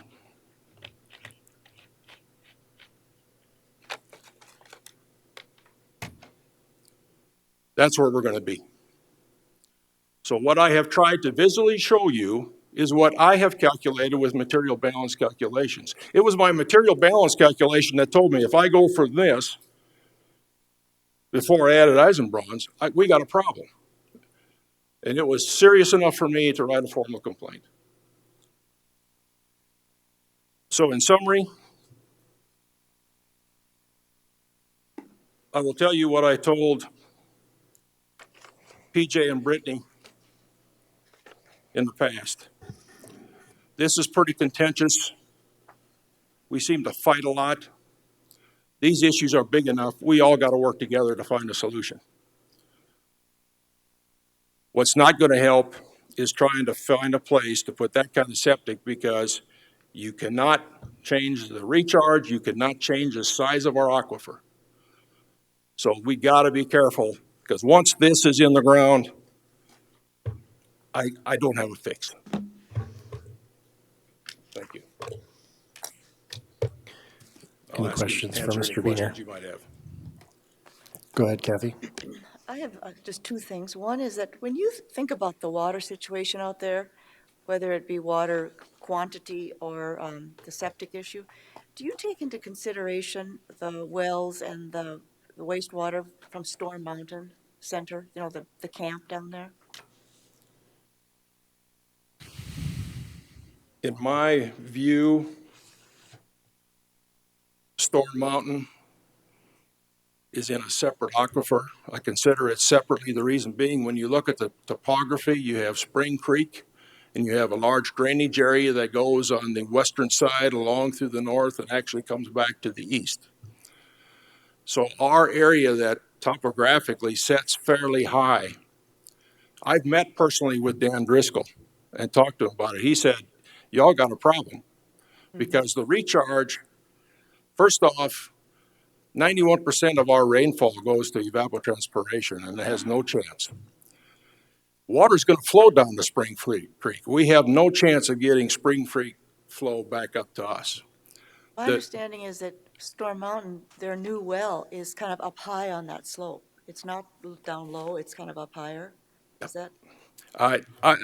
What I do know about Storm Mountain, and again, when I looked at the well completion reports, I do know that they drilled a well, and I don't know what you're referring by recent well, because they had a well kind of like we have in our subdivision, where our wells initially made 10 to 15 gallons a minute, and now we're less than 1, I would say, probably average about 1. They had the same thing. but to meet their needs, they had to drill another well. They did take it a little deeper. Yeah, and it's in the crystalline aquifer, so Yeah. it's in the same aquifer, but, okay. Then secondly, you know, and I'm just gonna say it again, because I said it earlier, I think to Mr. Hearn, but, you know, I am not at all disputing the issue of, there's a issue of, you know, in the existing operations there with some septic wastewater issues and your wells, you know, that's, based on anecdotal evidence, seems like there's a connection. But it doesn't mean we can't be smarter when so we've learned that there is these issues that need to be dealt with. So that says to me, we need to be smarter, and we need to do things like these sealed mound systems versus the just unsealed and so on. So does that seem like a reasonable solution to the septic system? That would actually create a situation where the sole its reliance is on evapotranspiration. It's not going to go down. The water in that area is going in the, you know, the surface water, the near surface, is going down that drainage to the southeast rather than to the northwest area where your wells are. I mean, do you take those factors into consideration? I'm not here to tell you that I am an expert on septic systems, but I will say this, and I've done a fair amount of research, and I don't know what Mr. Braun or Mr. Eisenbraun really means when he says, I'm going to pump into a mound system. The research I've done says for a mound system, you put sand and gravel on the surface, but you don't want to disturb beneath you because ultimately septic effluent is going to be going through the mound system. The mound system is going to deal with bacteria and a lot of those kinds of things. It can help to some degree, perhaps on nitrates. I have not been able to find much research on a fully sealed mound system that 100% of the effluent is evaporated. The question I would have is, if that works, why isn't it all over in the hills? Why does anybody put in a conventional system? The motel that the EPA and the state and the county shut down by Keystone, that is still vacant. If all you need to do is put in a sealed mound system and it will all evaporate, why hasn't it been done? Perhaps it's feasible. I have my doubts with what little research I have done. So again, when people say a mound system like the motel has is different than a line system. And how effective that's going to be, I don't know. I will say this about a lined system with the location that he is putting. You can see the contour lines. He's going in the lower end. Well, he wants his septic to go to the lower end. That lower end is the natural drainage area of a large portion of our subdivision. So if you're going to be looking at a mound system sealed trying to evaporate 100% of your effluent, I just don't know that that's the right location if that process really is going to work.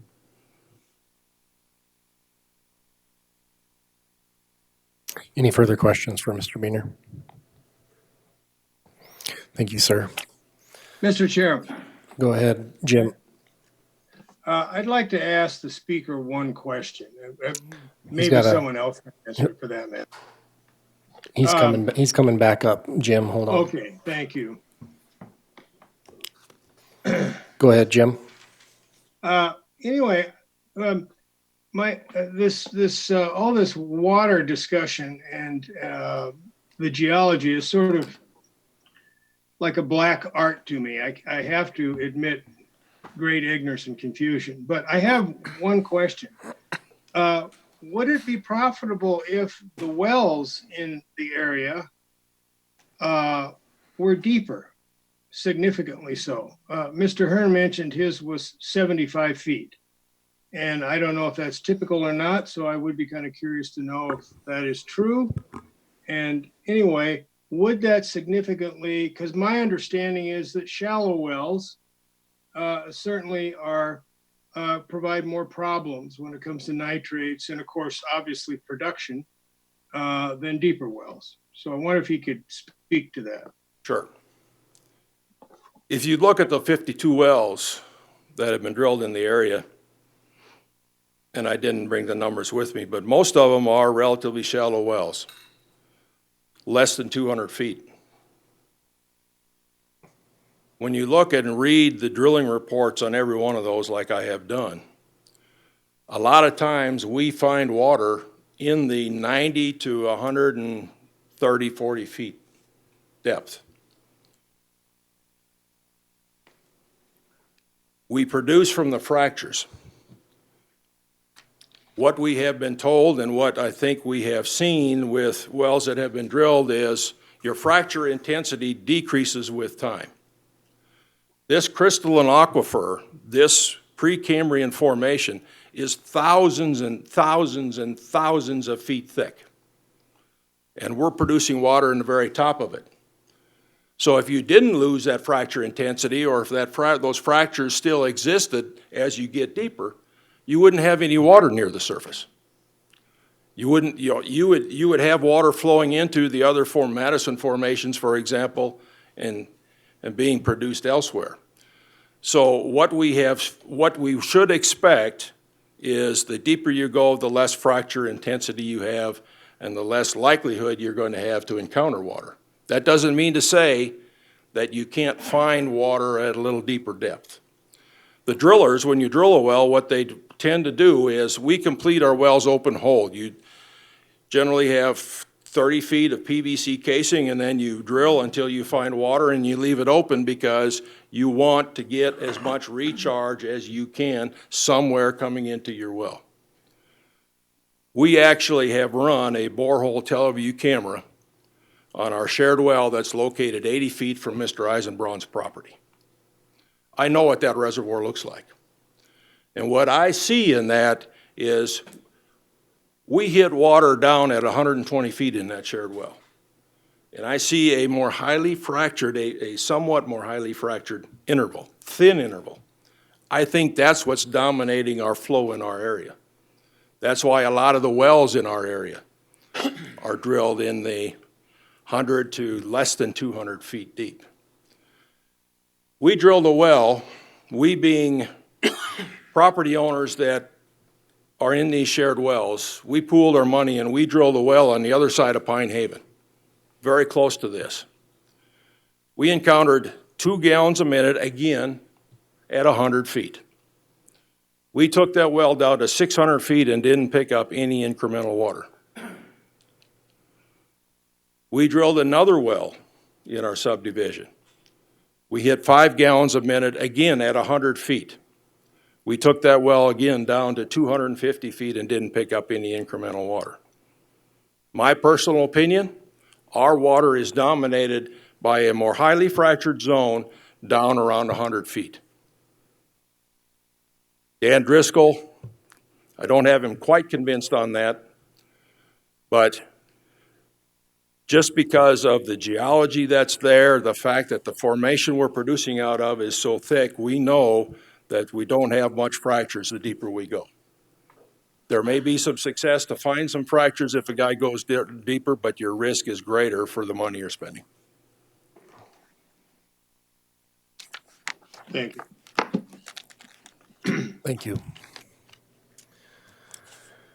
Next speaker is Brian Johnson.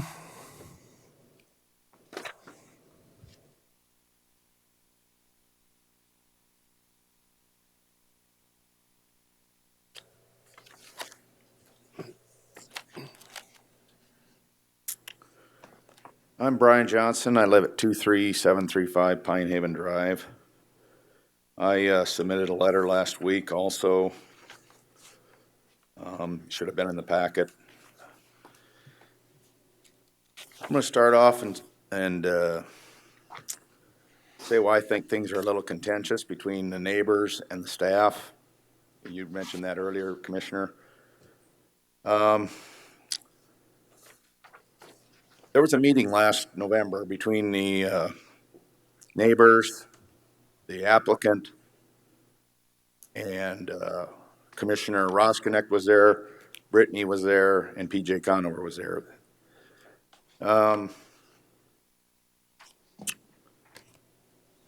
At the end of that meeting, PJ Conover, then Director of Planning, said that this issue would not be brought forward until all 16 items were complete under Section 306.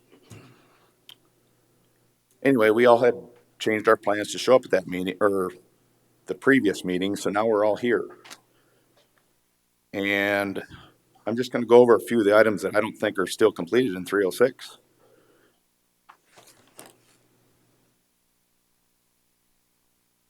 Commissioner Johnson over here did mention the density justification. I'm not going to get into that because he covered it very well. I don't think the applicant has made the argument for his density that he's talking about. On some of the requirements here on 306, one thing I want to point out here is it states right in your ordinance that the information shall be shown. It doesn't say the information may be shown. It says it shall be shown. The plans and specifications of all buildings, improvements, and facilities constructed or to be constructed within the recreational vehicle park. One of the plans shows 15 cabins. It talks about 15 cabins in the staff review, but now he's got something up there with 25 cabins. So we're trying to understand which design concept he's going with here, because how do you design a proper septic system when you don't even know how many cabins we're talking about here? There's 15, the 15 numbers floating around, the 25 numbers floating around. We're not sure. We haven't seen any plans or specifications on those cabins. We don't know how many people they're going to hold. They can hold 2, they're going to hold 5. Again, we haven't seen any specs on that. The location of all points of entry and exit for motor vehicles and the internal circulation pattern. We've seen the points of entry and exit, but I haven't seen the internal circulation pattern. The reason that might matter is I'm a line of sight owner. If you've got RVs pulling in there at night with headlights on, am I going to have to deal with that shining in my my bedroom or my living room all night? That's one reason I bring that up. Another 306 requirement is the location of all landscaping to be provided. That west fence line there, that's a section right away. As somebody mentioned earlier, the state is looking at that possibility of opening that section line for a road. There's under 2 proposals under the Highway 16 corridor when they're going to redo that here. If they do open that road, all those trees that are being talked about that are a barrier will be gone, because all those trees, both on Sarah's property and the small little trees that he's planted and the trees that were there, are well within the 33 feet of each side of that center line, or 66-foot right away. So there will be no barrier between Bill Hearn's, Sarah's, and the campground if the state does open that section line. So I just wanted to point that out, and so you can be aware of that. It says another item: the location of all the lighting standards to be provided. I don't see any lighting on that. All I see is what's been submitted is a couple little lights that are, I assume they're supposed to go on the outside camper sites or whatever, and maybe that's all that's required. I don't know. It says location of all walls and fences and the indication of their height and materials and of their construction. Doesn't say anything that I see, the way I read it, that he has an option. He's got to put some sort of fence in there, it looks like to me. I don't see it. It doesn't say this is optional. It says the location of all walls and fences and the indication of their height and materials of their construction. It doesn't say maybe. It says that's a condition. I don't see that. I didn't see that in there.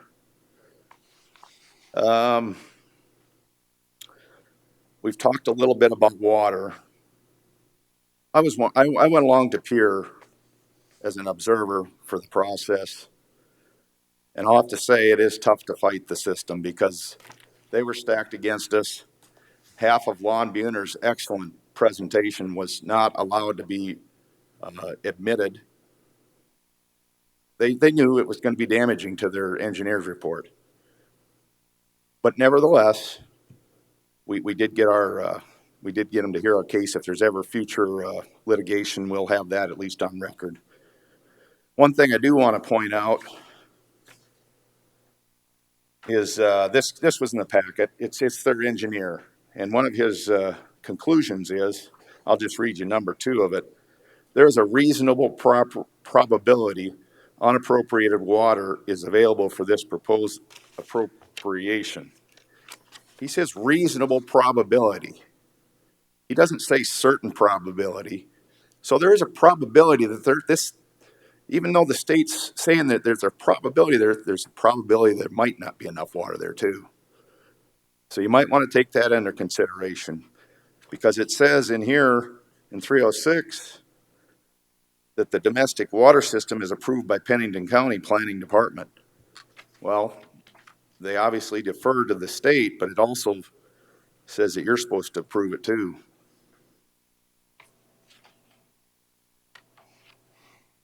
A water carrier wastewater disposal system approved by Pennington County Planning Department.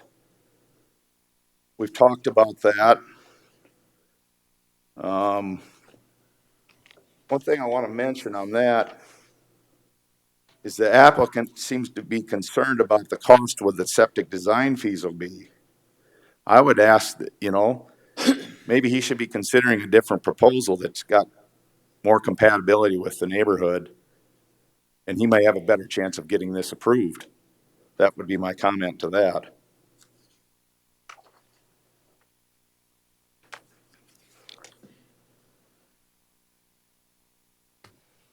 I'd also like to ask Commissioner Catherine Johnson a question, if that'd be okay, Mr. Chair. Go ahead and ask a question.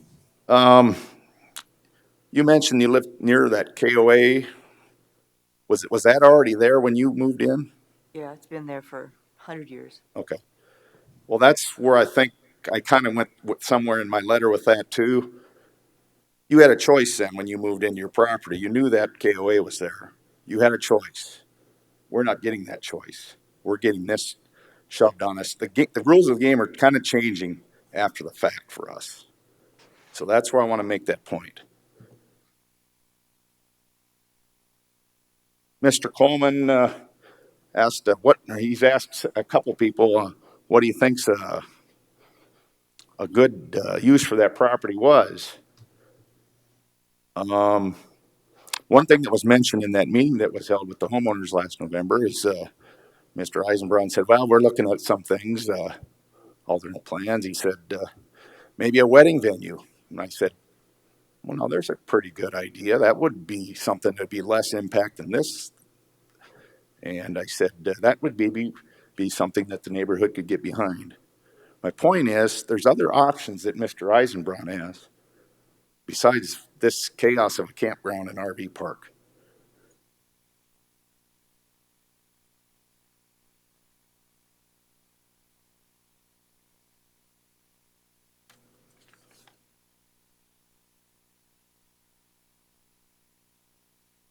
In closing,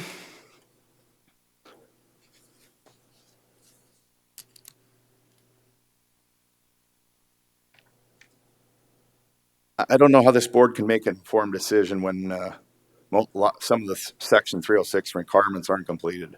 And I don't even understand how planning and zoning could have brought this forward. And so that's kind of the, I just don't understand it. Any questions? Any questions for Mr. Johnson? Mr. Chairman, Go ahead, Travis. you mentioned that that section line is opening up. Who told you that, and what's it gonna be for? I mean, do you have any idea? That was a proposal when they're, on the Highway 16, when they're redoing that, we all went, some of the neighbors went to the, it held at Black Hills Energy. They had a 2-day big deal there about how and they wanted public input and stuff, and that was one of their proposals, that, that part of Pine Haven Drive would be connected to South Rockerville Road, and there would be no more like it is now. It's kind of got a curve to it. Did they say what that would do for the Highway 16 corridor? They're trying to simplify things there. I know one thing, they don't like this split highway around Rockerville, and they're trying to simplify it. They're talking about moving the highway to one side or the other of Rockerville, and under a couple of those proposals, that section line is used for a road. And that would mean that those trees would be gone, and there would be no barrier. And by the way, there's only one row of trees there right now that provide any serious barrier. Like Sarah said earlier, those trees he planted are 18 inches tall. That's going to take 10 years to get any kind of barrier, even if that isn't disturbed. So I would encourage you to look at, I'm sure the planning staff probably has gone to that meeting, and they probably can shed more light on that Rockerville area as far as what the highway department's proposing to do. Go ahead, Kathy. And just so I'm clear, the proposals that you saw that used Pine Haven Drive as part of the highway system, granted, the trees would be gone, but you can always plant new trees, but does that mean you'd have a highway in your backyard? Not a highway, an access road. It would just be instead of Pine Haven curving around in front of Sarah and Bill's house now, it would go in the back of they would close that portion off and reroute the road to the back portion of between the campground and the property owners now. That is the section line. I don't know why they curved that. And I suppose they did it for sight of view or something when they originally set up Pine Haven Drive, is the only thing I can guess. Okay, I see. But it it does show that that is a proposal that the DOT is considering. Okay, I understand. Thank you. Okay. Any further questions for Mr. Johnson?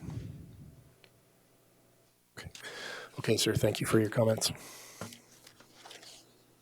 I did receive another speaker request form for Michael Tui.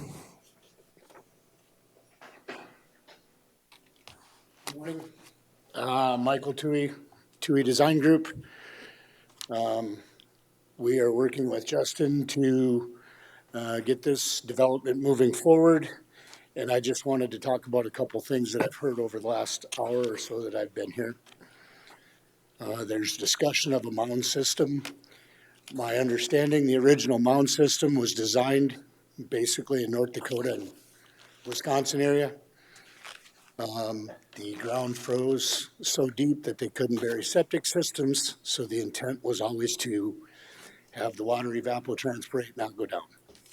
The sealed system, we are looking into something like that. We are proposing a dosed mound system for the RV park. One of the other things that's been discussed was the use of the land. The land right now is 19.4 acres. In theory,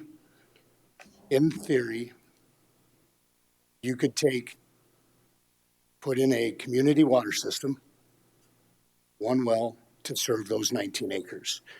Doing that, you can plat lots as small as a half an acre.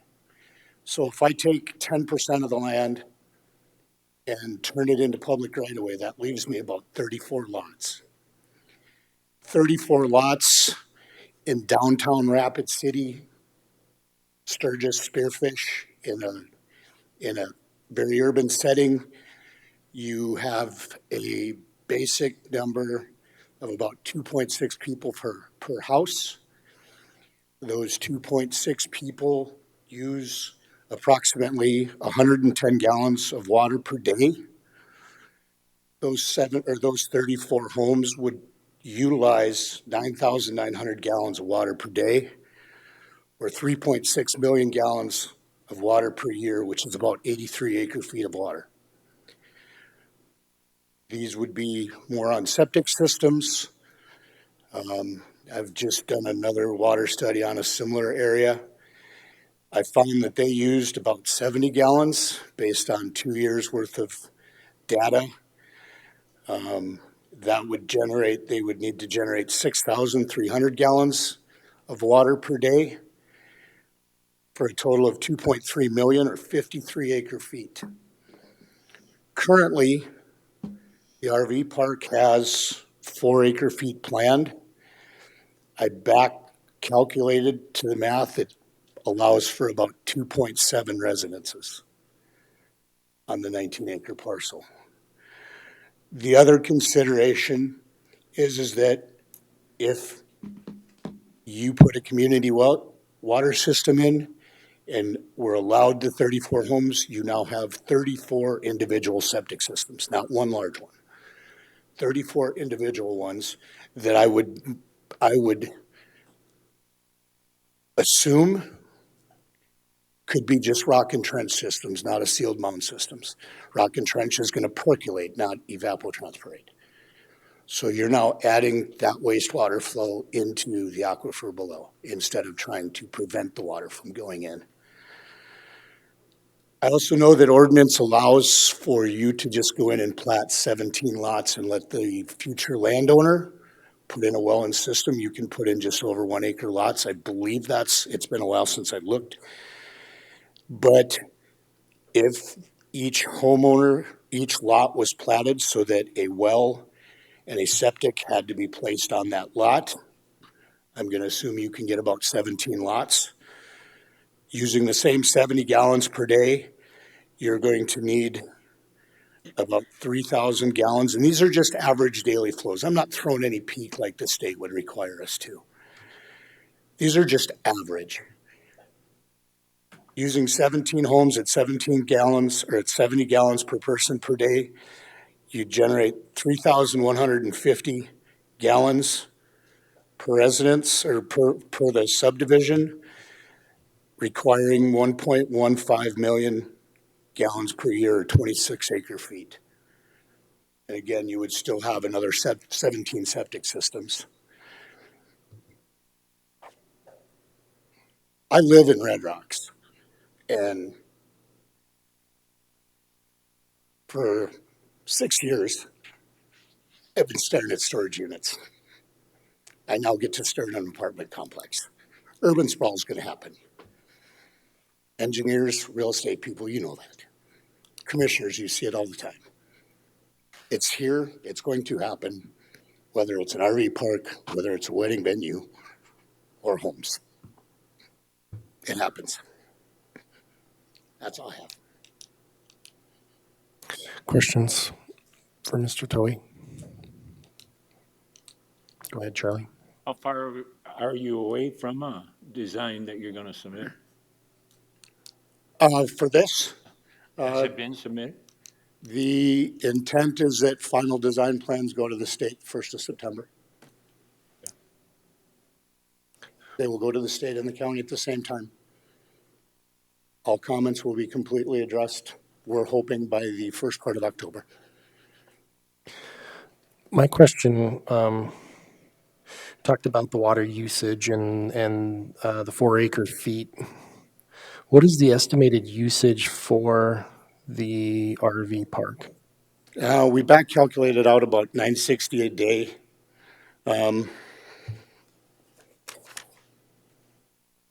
I made some assumptions such as we're going to be 2/3 full. I'm figuring 1,071 gallons peak, requiring 10,000 square feet of sealed mound system. So, so the water permit though that you guys have is 20 gallons per minute? Was that right? Was that the 4 acre feet? I guess my question is the water allocation for the RV park, you'll pump into a large 25,000 gallon tank, and is that used as the buffer then? Or are you going to be pumping all night for that tank to service the park during the day? It just seems like the water usage at the park may be in excess of the 20 gallons per minute. We're still working on that part, Rich. Okay. I'm getting closer. I'm not there. Okay. Any further questions for Mr. Tui?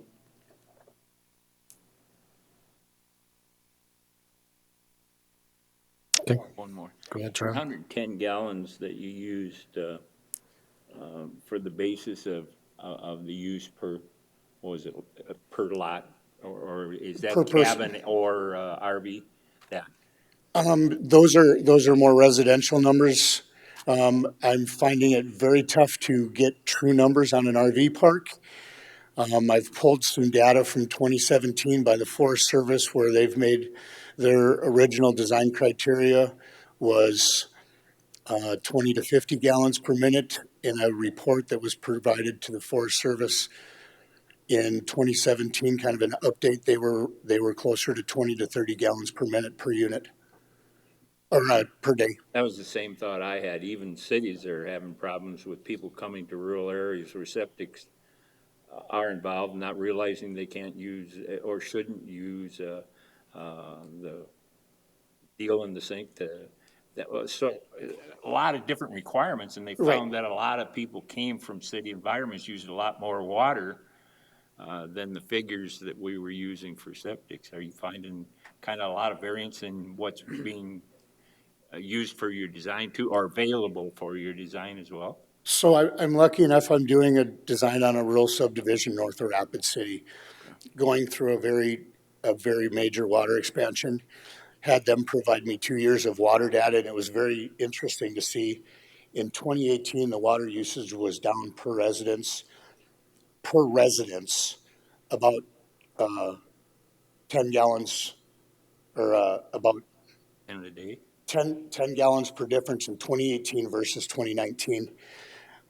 In the summertime only, led me to the assumption that we were really wet in 2018, so they didn't water their lawn very much. Averaging the cold months, there was truly a 50 to 60% reduction in their water uses versus what we plan for inside Rapid City when we're doing planning for subdivisions in Rapid. Thank you. Further questions? Okay, thank you. Before we vote on this item, is there? Okay. Is there anybody else that would like to come up to speak on this item? Okay, sir, please come forward. Justin Eisenbrown, again with the R&J LLC. I have seen the future site plans for the Rockerville area through the DOT, and that is why, if you look on our latest drawing that we did move our property back 33 feet. We will start another tree row at that spot, so there will be an additional 33 feet from the center. And then the second thing I would like to bring up is I also did meet one time with the local landowners. We offered to sell them 100 feet around the property where the 3 houses were currently built. And they turned that offer down also, to have another 100-foot barrier in there. So that's all I have. Okay, any questions for Mr. Beener? Mr. Chairman?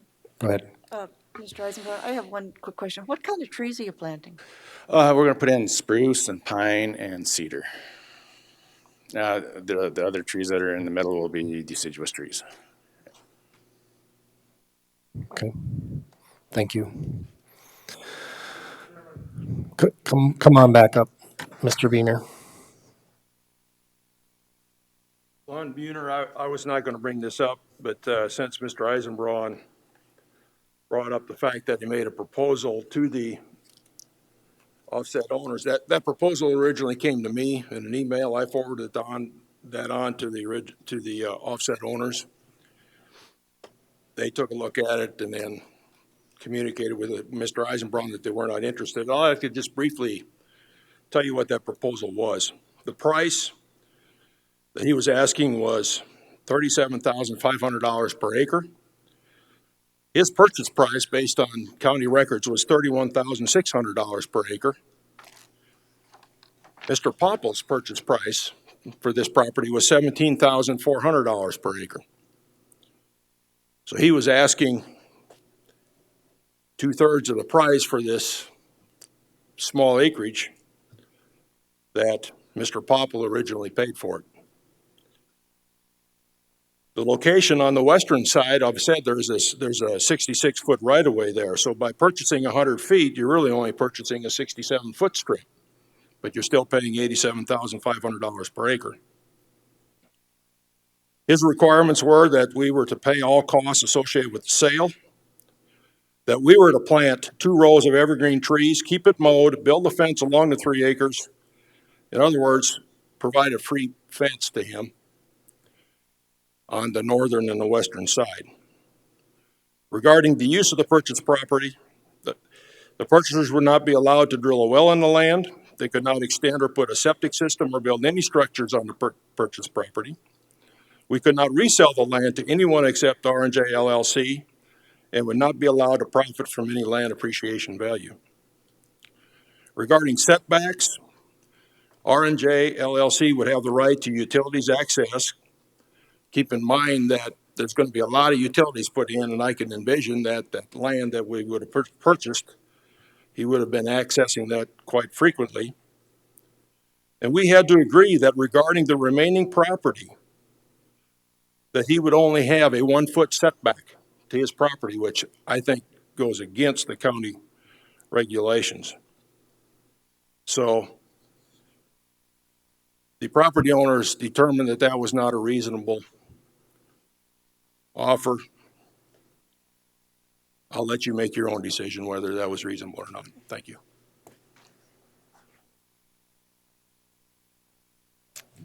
Further comments, questions? Okay. With that, staff is recommending to continue this conditional use permit, CU 1928, until profile holes are completed and approved, and final approval is obtained for the requested water right. So moved. Motion to approve the continuation of this item. Second that. Motion and second. Is there further discussion on the item? Mr. Chairman. Go ahead, Gary. So what kind of a date are we looking at? We're looking at past October 7th, I presume. I would have to think so. Yeah, it would be based on getting the final approval from the state water permit, and then I think the profile holes are up to the applicant. So it's really an indefinite time period. Brittany, are you still on the line? I am. Do we have that correct? Would we be looking at this item again after the October water meeting? Is that just to confirm that we're all on the same page, that's staff's recommendation? Yes, it is our understanding that that final decision will not be made until that October 7th date. There is still some stuff that goes back and forth for consideration on that water right. In addition, staff would like to take a look at the soils out there through profile holes.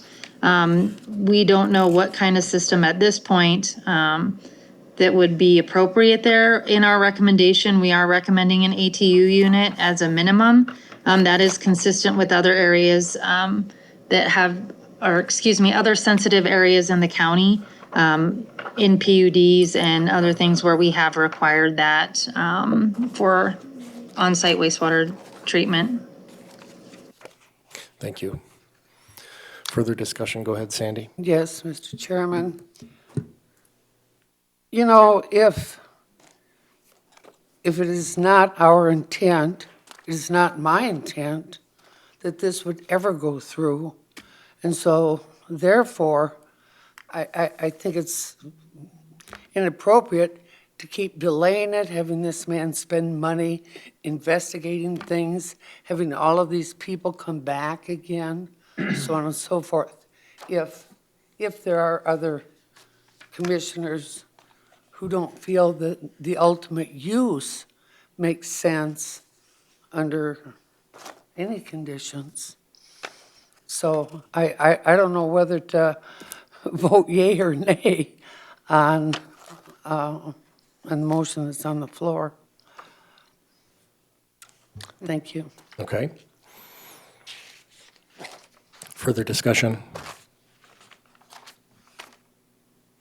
Mr. Chairman. Go ahead, Charlie. Yep. Wasn't there, and I can't find it, there's so many pages, I'm flipping too fast probably. There was an original continuation of this at some point in time by the planning commission, is that correct? I wasn't on there then. Yes, it was Yes. on October 28th, 2019. Okay. And the reason we're reviewing this again now is based upon applicant request at this time to continue and get into the next step of the PU's, the conditional use process. Right, it's being heard today per the applicant's request. Okay, is that a little, in other words, we're looking at a new issue, even though it's basically, if the motion carried, it's the same as what it was back in October. Am I incorrect? So that's correct. We're going back to square one to October, if we leave it the way the motion reads? Yes, so the October 28th, 2019, we continued the conditional use permit indefinitely until such time the applicant works with staff to obtain approval of the water and the on-site wastewater treatment system with the South Dakota DOT Just or wanted to get up to DENR. speed, so I'm not the oldest tadpole in the pool, okay? And I believe at that time, the water permit was still in works, and at that point, this still had a alternative septic system that had not been approved by the DENR, had never been installed in South Dakota, those types of things. Right, in other words, that's what I was saying. In other words, there's two issues that continuance was based upon that still aren't met, and we don't know exactly, we know, it appears we know when one's going to be at least adjudged. But we don't know the other one yet because it's being, the design is now going in September. So I just wanted to get up to speed because I'm the new guy here, okay? Yeah, Thank you. and Mr. Chairman, Go ahead, Sandy. if I recall correctly, it is this commission that voted down the rezoning of this land, into its current zoning. And if it had stayed with the original zoning, this would not have been allowed. And, so again, it doesn't make sense to me to continue on this path when in fact, all of the neighbors, they don't want it. And that to me was the number one issue under conditional use, whether or not it would impact the neighborhood. And it will impact them, each of them in different fashions. So, thank you. Mr. Thank you. Chairman, Go ahead, Gary. I'd offer a substitute motion to deny the conditional use permit. I'll second that motion. Motion and second to deny the conditional use permit. Further discussion? Mr. Chairman. Go ahead, Gary. I agree with Commissioner Rundy that, this it's been carried on. I guess this will flush out whether or not there's really a desire on the part of this commission to continue to move it forward or simply deny. Thank you. Further discussion? Mr. Chairman. Go ahead. I was looking at the continuation because that's what we originally did back in October, I believe, right? We pushed it to Correct. continue, and I felt that hearing it early and not getting the answers to the questions that we had at the time, I feel the obligation to at least allow those answers to happen. I don't know why the applicant decided to push a hearing early, but we said, as a commission, that we wanted to hear it once those things were settled, fixed, or denied. So that's why I continued the motion, because I felt we should at least be back to that area. Or taking on that mine, just my thoughts out there. Okay, Chairman? go ahead, Kathy. Yeah, I'll just say this. I was not in favor of the rezoning, but it happened. So the zoning is highway service. And therefore, it is, these uses are allowed under conditional use permit. So that's the hand we're dealt. It's anything that happens on this property will have some effect on the Pine Haven residential area. If it's truly the concern of water supply and wastewater, a housing residential development here could actually make that problem worse. It could be more severely impacting the wastewater and water quantity, water supply. So that if it's truly water and the wastewater that's of concern, an RV park is a better choice than having a residential community there. So I think that I'm not going to support the denial because I think it's important that we learn more. We listen to concerns, of which I think we have. There's attempts to be made at all levels, at the state level, the county, to mitigate concerns, but at the same time, allow property that's zoned highway service to be utilized in the appropriate, in the allowed fashions. Okay, Mr. Chairman. go ahead, Charlie. Brittany, are you still on the line? I am. One of the things I'd like done before we go farther, I have some additional questions in regards to motion, but I would like you to explain what the new situation is in regarding to approval and denial of conditional use permits from what you've been directed recently. Could you do that for me? Yes, actually, this conditional use is a little different than the conditional uses under Section 510 because it has its own standard of review. And part of that standard of review is that it does go to the Board of Commissioners upon a recommendation from this board. So this one would actually go to the Board of Commissioners upon your recommendation. Okay, that's exactly what I wanted to know because I knew there was some gray area in some of them, and you guys have certainly done some different writing since I've been sitting up here. I'm a great believer, and I know it may not have come across this way, but I like to see people have the right to use their property as they see fit because that might fall on your head when you're the one that opposes it, and here the next time you need to do something and need a hard look at it. But by the same fact, I think we've got a responsibility to our neighborhoods in regards to those things that we share. And that's where my vote's going to be coming from. Thank you. I'll speak briefly. Regarding the property rights, I'm a firm believer in those, and so from my position, someone should be able to responsibly develop the property that they want. The issue that I have and that I've been letting this process go through and hearing the information and learning more and making sure that all of the items that are required in Section 306 are done, et cetera, was to fully understand the situation. The concern that I have sitting in my seat is that it's one thing that you can do something on your own property, but everyone's sharing the same water.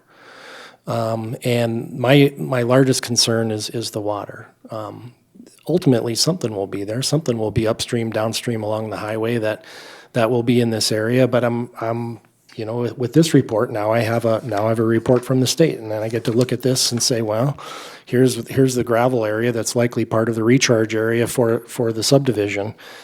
The subdivision, motel, whoever likely is causing their own septic issues, mound systems. We've heard about all these things are likely causing the higher nitrate levels. It seems like the information that's been provided thus far has indicated that. So prior to this, we had an alternative system that was being proposed, and it wasn't clear whether or not that alternative system was going to be able to mitigate the concerns with the water. And my concern with the water is that you can do whatever you want on this property, but if we don't handle the water responsibly, then you are directly affecting your neighbors. I'm not so much on the same page with Commissioner Rundy with respect to whether the neighbors want it or not. That in my mind is not part of this conversation. The part of the conversation is the water. So it's interesting to me that, and I'm glad that everyone is up here and that we all have our different opinions on this. But from where I'm sitting, the water's got to be taken care of. Otherwise, this will impact the neighbors, or has the high potential to. And they already have their own problem. So anyway, that's where I'm at on it. I do want to see this thing go through its process. I think that's very important to all the people involved. Certainly the landowner and the costs that he's incurred to get to this point. So I will not be supporting the substitute motion. Any further? Okay. So the substitute motion is for denial of the CUP. Roll call vote. Rich, No. Charlie, No. Jim, Brittany's on the screen right now. Are you there, Jim? You see Jim, but he's muted. We can't hear you. No. My vote is no. Travis, No. Kathy, No. Gary, Yes. Sandy. Yes. Motion fails 5-2. So then you have to vote on the original motion. Correct. To continue. The original motion to continue this item is, staff is recommending to continue the conditional use permit CU 1928 until profile holes are completed and approved, and final approval is obtained for the requested water right. And there was motion and second already on this item. Yes. So just before we vote again, is there any further discussion on that item? Mr. Chairman, did the wording include indefinitely? I don't know. I heard that kicked around because we don't have dates. So the recommendation, I'll read it again. Staff will be recommending to continue conditional use permit CU 1928 until 1, profile holes are completed and approved, and 2, final approval is obtained for the requested water right. So to answer your question, this would be indefinite until those items are obtained. However, as I understand it, we're in early October for the approval from the state. So we're back to square one, so to speak. Yes, sir. Thank you. Mr. Chairman? Go ahead, I'd Kathy. like to offer a friendly amendment to that so in addition to meeting the 2 requirements on the water rights permit and the wastewater, add to that and all other requirements of section 306. Right. I'd agree to that. You two were the original motion and second, is that correct? Yeah. Mm-hmm. Yes. All right. Makes sense. Further discussion? Okay. Everyone clear on the motion? No questions? Thank you. Roll call vote. Rich, Aye. Charlie, Aye. Jim, Aye. Travis, Aye. Kathy, Aye. Gary, Aye. Sandy. No. Motion carries 6-1. Thank you. Brings us to item 16. Okay, Chairman, it's Brittany Molitor, Planning Director. I'm going to handle item 16. Item 16 is OA 20-0. Brittany, could Yes. you hold tight just a second? I have one Sure. question I want to make sure I get addressed. Go ahead. Please come to the, I want to make sure that we're all on the same page. Just very quick. The original public notice hearing, or the public notice letter that was sent out said that this meeting would be on the 10th today with the Planning and Zoning Commission, and then there would be another meeting before the Board of Commissioners on the 18th. Does that meeting still stand? If you have just voted to postpone or kind of postpone approval or denial and push it forward past October, will this be coming up before the commissioners on the 18th? I'm asking because I have some family plans right around that time, and it makes a huge difference to me as whether I will stay in town or not. The recommendations. And I think everybody else in the neighborhood who's here has that concern as well. The recommendations from this board will be heard by the Board of Commissioners at the regular meeting on August 18th, 2020. I have to clarify that, Rich. Go ahead. It will not, only because this item has to be advertised again because it's being continued. And that's one of the things that we worked with State's Attorney's Office and Michelle, that it won't be heard there because it's not a recommendation from the Planning Commission at But this because it was a time. continued item, it doesn't get brought up for consideration by the board. Right, that's correct. Yeah. Exactly what I wanted to ask. Sorry about that. But, Could I ask one clarification about what you just voted on? Please come forward, sir. This is similar in spirit to Eric Larson, 2320-some Pine Haven. I was curious as to whether or not the motion that you just put forth actually precludes the ability to bring this matter up again into a meeting prior to having presumably all items in 306 satisfied and submitted? Or are we going to be subject potentially to another set of hearings brought by the request of the applicant? That was our intent with that particular motion, and that's why even having the friendly amendment saying everything that needed to be there, and I was willing to accept that because it makes perfect sense for Okay, I that. just wanted to make sure that, we're all very clear on what that meant. Thank you. Yes, that was the intent of the amendment. Any further questions? I want to make sure that everyone gets a chance to. All right, so we are moving on to item 16. Please continue, Brittany. Okay. Item 16 is OA 20-05 to amend the Pennington County zoning ordinance, section 510 for conditional use permits. This item was continued to this meeting because this commission wanted to change section F. They wanted the state's attorney's office to take a look at it and provide some language in section F. I just need to pull that up. And now that section F actually reads, conditional uses are subject to review by the Planning Commission for compliance with conditions of approval. A review may occur as a condition of approval at the request of the Planning Commission or upon a substantiated complaint.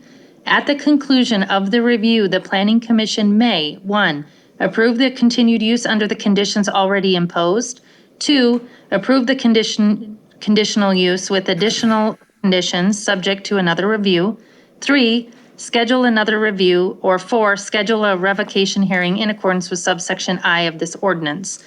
Just on section 2, just know that that should say conditional use and not conditioned use. But that's the proposed change to F that was requested by this commission at the last Planning Commission meeting. Okay. Questions on that change?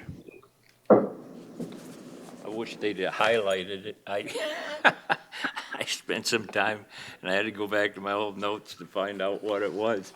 But I think the wording is what we had intended from our conversations, but that's my only comment. Go ahead, Kathy. I think too that these capture exactly the substance of our discussion last time. I just have one quick question, Brittany. On number 4, option 4, schedule a revocation hearing, is that something that we really do, we schedule it? Or, I mean, the planning commission, or is it really something that we ask the staff to do? Or doesn't it really matter?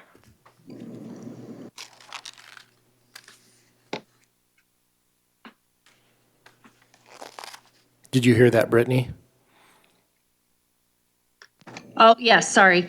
If you wanted staff, or excuse me, direct staff to do that, that would be, based on testimony that you hear during a review. Because you wouldn't set the date. Our office would set the date because we have notification requirements and such. But it would be something that you guys would make motion to schedule that hearing, or direct staff to schedule that hearing based on whatever testimony that you would hear during a conditional use permit review. But you don't think it's important for this purpose in the ordinance to have a little clarity that we would actually direct staff to do this? You don't, I mean, it's fine with me if this is okay with you, it's okay with me. The wording as is. It's okay with me, but I would direct it to Cullen. I see he's standing at the podium and see if there's any issues that he has with that wording as far as the process. Okay. Colin McNeese with the State's Attorney's Office. I think the wording is fine if you want it to be more clear that the commission is not the one who is going to schedule the meeting. That would be fine. I think it's implied within scheduling that you guys don't do your own scheduling. But if you want it to be exact, we can certainly change that to say direct staff to schedule a revocation hearing in accordance with subsection I of this ordinance. Well, I'll defer to your judgment on this. Mr. Chair? Go ahead. I think it should stay the way it is. We saw a perfect example today with the young lady coming back up and wanting to know what was going to go forward and what date for her own schedule. When you have these things, and especially in the paragraph we're talking about, we sometimes have volatile issues that a lot of people are going to attend. They should have the opportunity to see a schedule, even if it's right in this body, and they've got to wait a few minutes. Sure. It really should come from this body, the way you've got it written. And Brittany touched on this earlier with the notice requirements that we have. That's something that they would get. It just might not be immediately from the commission the day of. But that's something that they're going to get because that's something that we have to provide under our Constitution. Otherwise, whatever we do is in violation of those rights, and that's something that I don't want you to do. Well, but when we're discussing these things, they always give us the first available time that this could be directed. In other words, that's the way it used to be. You'd say, this can't come up for X amount of days at such and such a time because of, and then we would pick from those times so that it was always down the road. Excuse me. Yeah, that's correct, based on advertisements, that for re-advertisements, because the 10-day advertisements, yeah. Brittany and Colin, I have some follow-up questions, and maybe it was because I reread the thing again and thought, hey, what about this? Question on criteria 7, we state that the conditional use is consistent with the adopted county comprehensive plan. Does this mean procedurally then that the property would have to be zoned in accordance with the comp plan before it would come forward as a conditional use?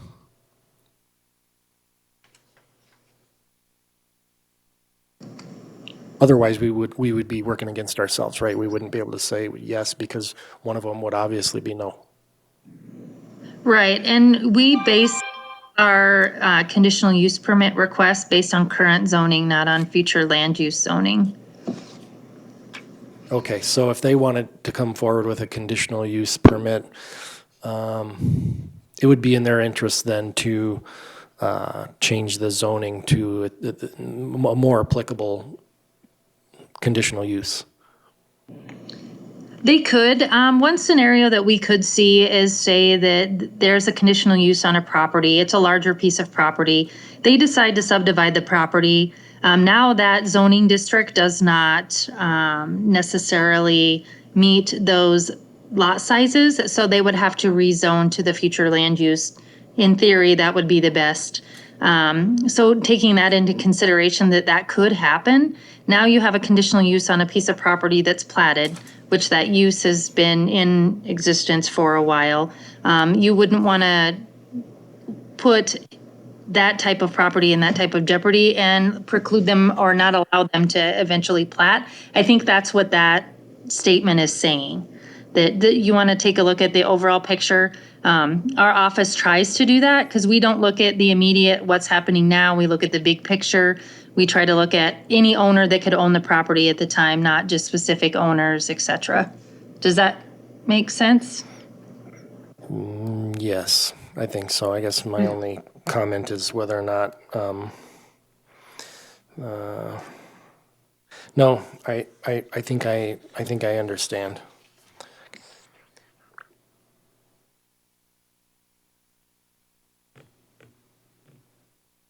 I don't know. I guess I'm just looking forward and thinking strict interpretations or loose interpretations of the comp plan and its guidance for criteria item number 7 to be in that list.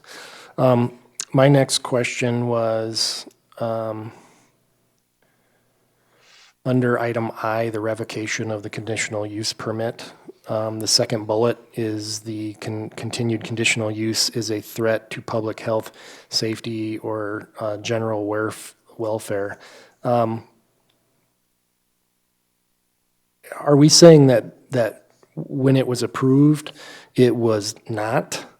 And then if it becomes this, so I guess my question is should we put in the words has become? So the continued conditional use has become a threat to public health, safety, or general welfare.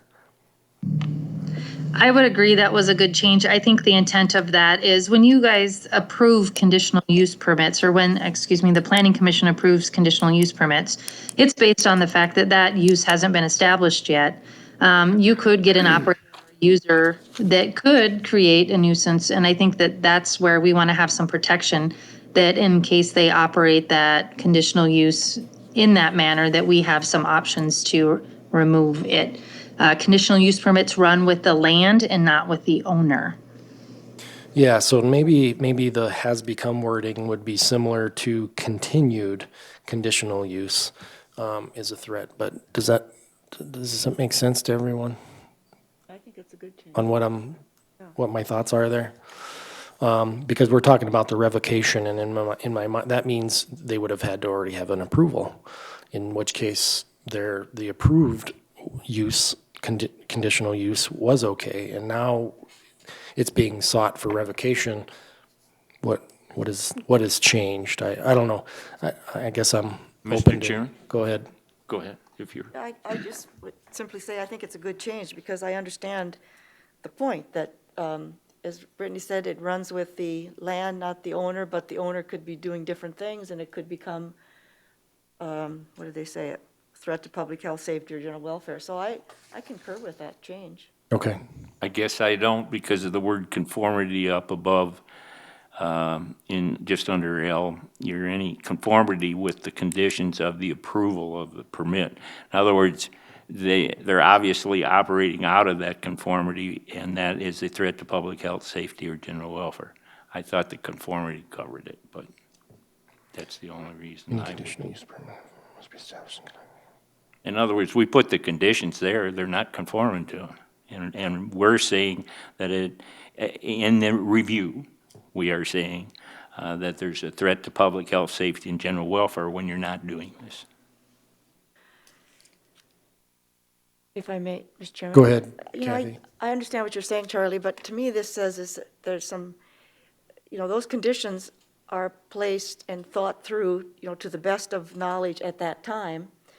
But, certain things might happen that aren't addressed with those conditions that, cause these threats to come. So I think that this is, Can I throw one thing into your thinking there? I don't think we want to give them the idea that we can change horses in the middle of the stream.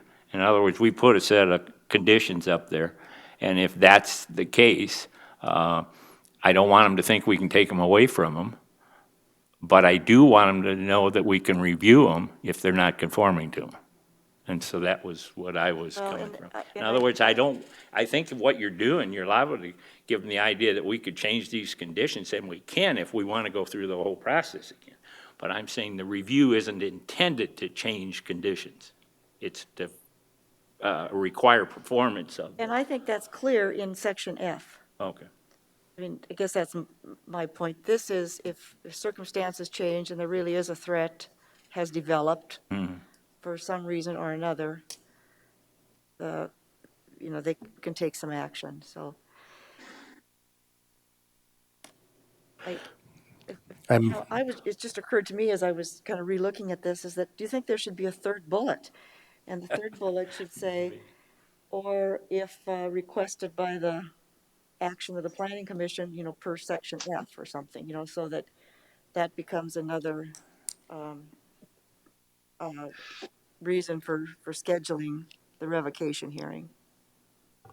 If we had inspectors, I guess I would say, yeah, I would go with that too. Again, if we have inspectors that go out and do these things, and maybe that's the way we're headed, I think eventually we will.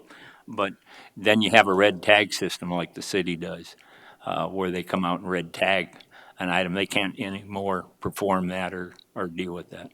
And we don't. So I think, again, our review process is the only, and it gives them a lot of time to prepare and say why they're not, and us to tell them that they should.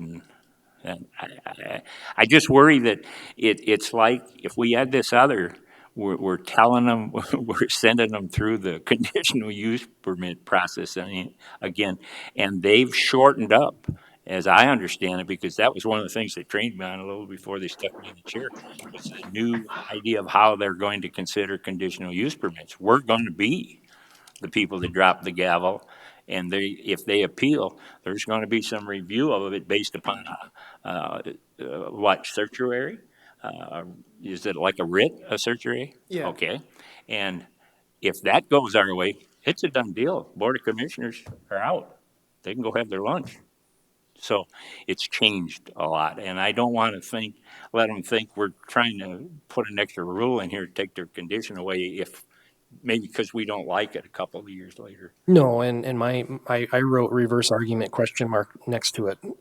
If we get brought in for the revocation hearing, let me say this. I want it clear that if we go to the revocation hearing, that the story has changed. They're not doing what they said they were going to do, and that now it is clear that it has become a threat to public health, safety, or general welfare. But so I looked at the word continued, and I said the continued conditional use is a threat. So, and I didn't want them to say, well, you approved it as this use, and we're just going to continue it. And so maybe I'm playing attorney here a little bit, but Point. Colin, help me out here. Well, first, I just want to touch on something that Ms. Johnson mentioned, that maybe we should put a little third bullet in that looks back to F. I don't think that's necessary.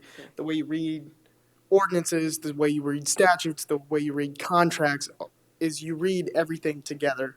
It's the Latin term is in perimetria. So you got to give each thing its own effect, and one can't. You can't just carry read the one other. paragraph of the contract. Yeah. Yeah. So what we have here with the has become versus is, I think as far as it goes, is fine. Okay. And I understand your concern with the continued conditional use. That might sound kind of like a tongue twister, but it's approved based on them getting the conditions. If they don't follow the conditions, that's why we have the review hearing. If at the review hearing, you as a board determine that they're not following it, then you go into the revocation process. So you gave them the ability to use that, to have that use based on following these conditions. If you don't follow these conditions, then the way I understand it, and perhaps Brittany could jump in as well, is then that would, based on the entirety of what you guys do as a board threaten the public health, safety, or general welfare, because that's where you guys get your authority, and that's where we get zoning authority, is through the public health, general welfare. So if you don't follow those, then I think it's logical then to say, well, you're not following it, then it's a threat to our public health, safety, or welfare. Okay. We can leave it as is. Thanks for talking through that. Yeah, I don't know how helpful I was, Rich. Any further comments to the ordinance amendment 20-05?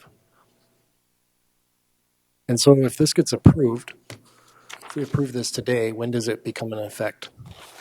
It has to be re-advertised for the board, because when you guys continued at the last meeting to this meeting, it didn't go to the board yet. So we have to re-advertise this for the board. Let me look at some dates here.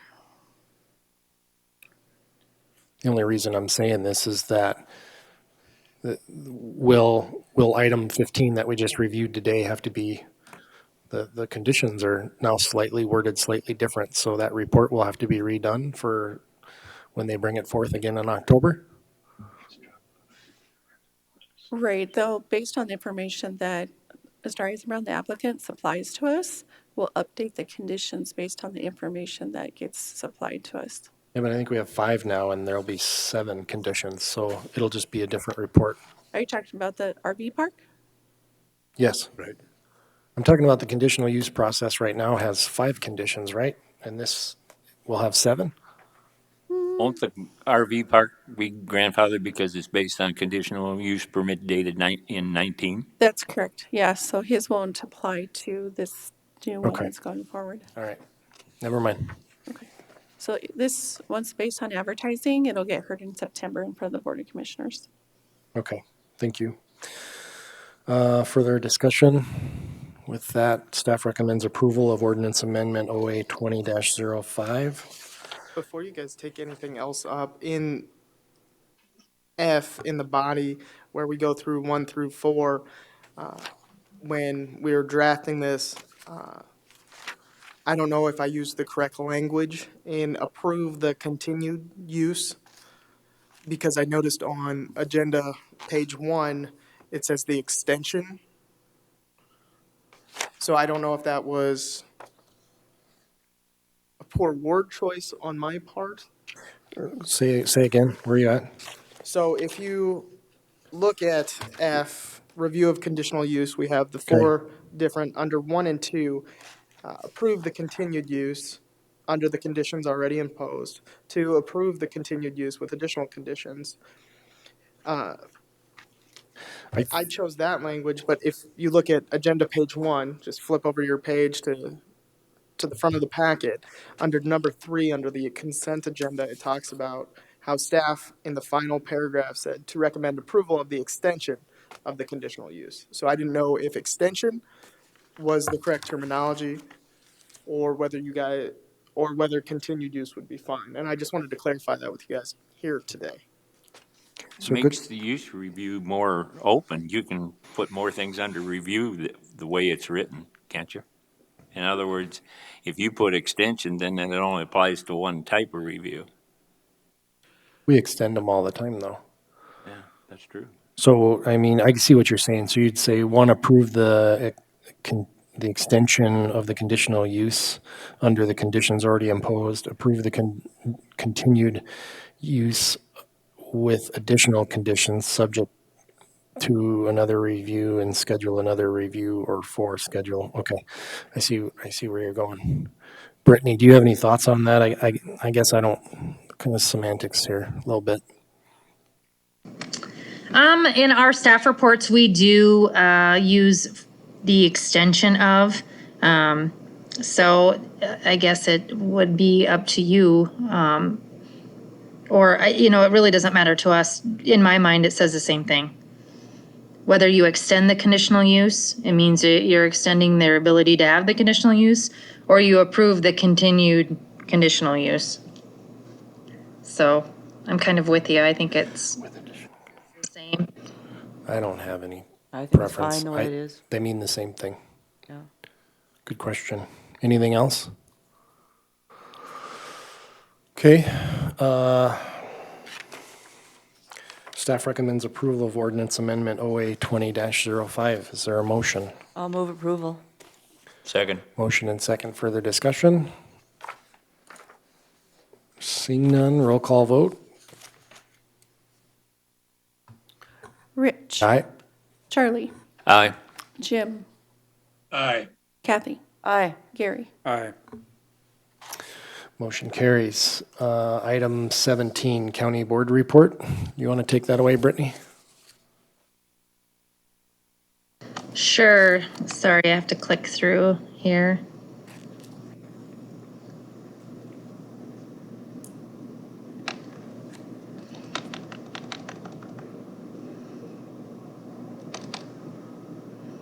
Looks like the two items had to do with Gordon Howie's Yes. property. What happened So there? the Board of Commissioners concurred with all of the Planning Commission's recommendations from July 27, 2020. However, they did continue the Plan Unit Development Review PU 0518 for Gordon Howie, and they did continue the Layout Plan 20-14 for Grandview Land LLC, Gordon Howie. Those items were continued to the August 18, 2020 Board of Commissioners meeting. Okay. Any questions on that? Okay. Next item is item 18, items from the public, noting there are no people here from the public. Item 19, items from staff, building permit report. I apologize, with me working from home, I do not have the building permit report in front of me. Jerry, did you get it this morning? Yes, they all have a copy of it. Okay. Why don't we just see if there's any questions on it? If there's no questions, we'll move on. Seeing no questions, Jim is not showing me he has any questions on the building permit report. No. Okay. Any other items from staff then, Brittany? No, I do not have anything further. Items from the membership. Mr. Chairman, Go ahead, Jim. I will not be at the next meeting, the 24th.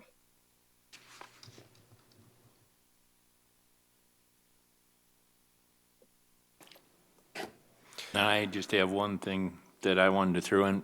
When we see things like item 15, and especially with the DENR still reviewing this, according to their dates they announced, let's assume they didn't just put it in their sock and they're going to announce whatever they want to at the date.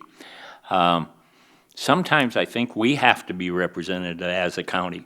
We should have an interest in it, and maybe this was one of them. There's a lot of issues involved with the road change issues here, the water, the septic that's being proposed. Sometimes I think we should be just represented there at DENR rather than two gentlemen from the neighborhood. My thought only. It's something we ought to consider as a planning commission, especially if we have council now. Okay. Thank you. I'm looking ahead mentally in my schedule right now, and I am likely gone on the 24th as well, which means you will be chairing the meeting. Okay, I won't let them take the mic, Rich.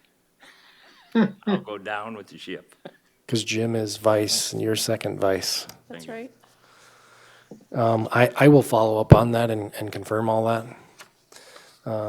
But I think I'm scheduled somewhere else. I was going to talk about three other items that I noted down during the meeting, and maybe I'll just bring these for another meeting where we're not here for 4 hours. But so Brittany, you can kind of chew on these between now and then. And first one was the process evaluations. I think that was a big topic that got brought up today. This idea that you can look ahead or that you can just call someone and they can come out and say this. And I understand how the comps work, but normally it's one of our criteria in the CUP that it won't affect the valuations, but really these are all just opinions. And they may or may not, depending on the person that wants to buy it. So I don't I guess I wanted to maybe see what everyone's thoughts were on that. The second one was the sealed mound systems. I hadn't heard of those. And then formal complaints that happen. Mr. Beener was visibly upset about complaining to the state, turning around, complaining to the county, and basically being told that, you know, these guys should be able to help you out, or these guys should be able to help you out, and where ultimately he goes when there is a formal complaint like that. In other words, he So- considered us unresponsive. That was troubling. Yeah, I'm not sure the planning commission is. I'm sure it was troubling for the board of commissioner that was here, so that Yeah. is troubling. And then if there's a water problem and the state DNR controls, they are the authority on the water item, and then he gets told to come back and the county should be able to help you out on that. I'm sure that I'm missing a lot of details and background associated with all of those communications, but just so it's in my head where those things were at, but we don't need to belabor them right now.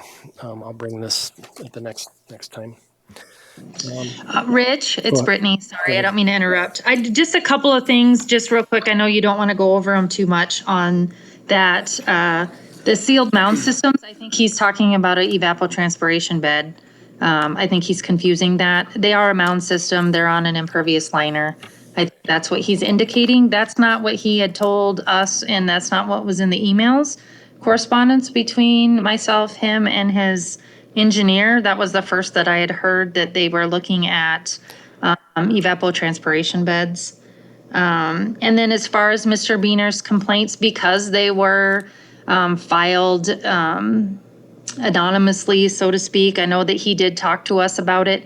I do want to assure the planning commission that our ordinance enforcement officer has been out on several occasions visiting with them. Our previous environmental planner was working with the owner of that to get some certifications from the state on the sizing and the use of that property. So it hasn't been dropped. It's just that we have been struggling a little bit to maintain communication with that property owner. So it's in process, is what you're saying. Correct. All right, thank you. So, Mr. Chairman. Go ahead, Gary. So Brittany, when you say anonymously, he said confidentially. Right. Are you saying that his name was associated with it or was not associated with it? He told us, he's the one that submitted that information to us and asked us to pursue it. The DENR did not give it to us.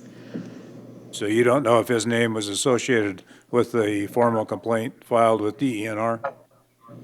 He said it was, all the information that we got about that was what he submitted to us, Okay. not the DENR. So he submitted the paperwork to you that he submitted to the DENR? Correct. Okay, so that's how it became known by them. Mr. All right. Chairman, could Go I ahead, just- Kathy. You know, on that septic concerns out there and the nitrate that's been registered in the wells, you know, this to me is the kind of thing that when the septic regulations, the inspections and so on were devised some years ago, was meant to identify and, you know, try to do something about before there was any real problems.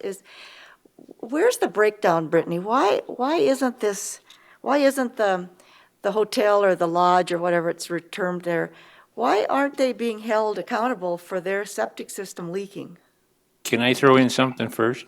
That particular system that's in question here sat idle for 20 to 30 years. That fell through the cracks at the septic reviews and the different people. And believe me, there's thousands of hours in review. Nobody ever thought that would get cranked up again. In fact, the folks up there didn't.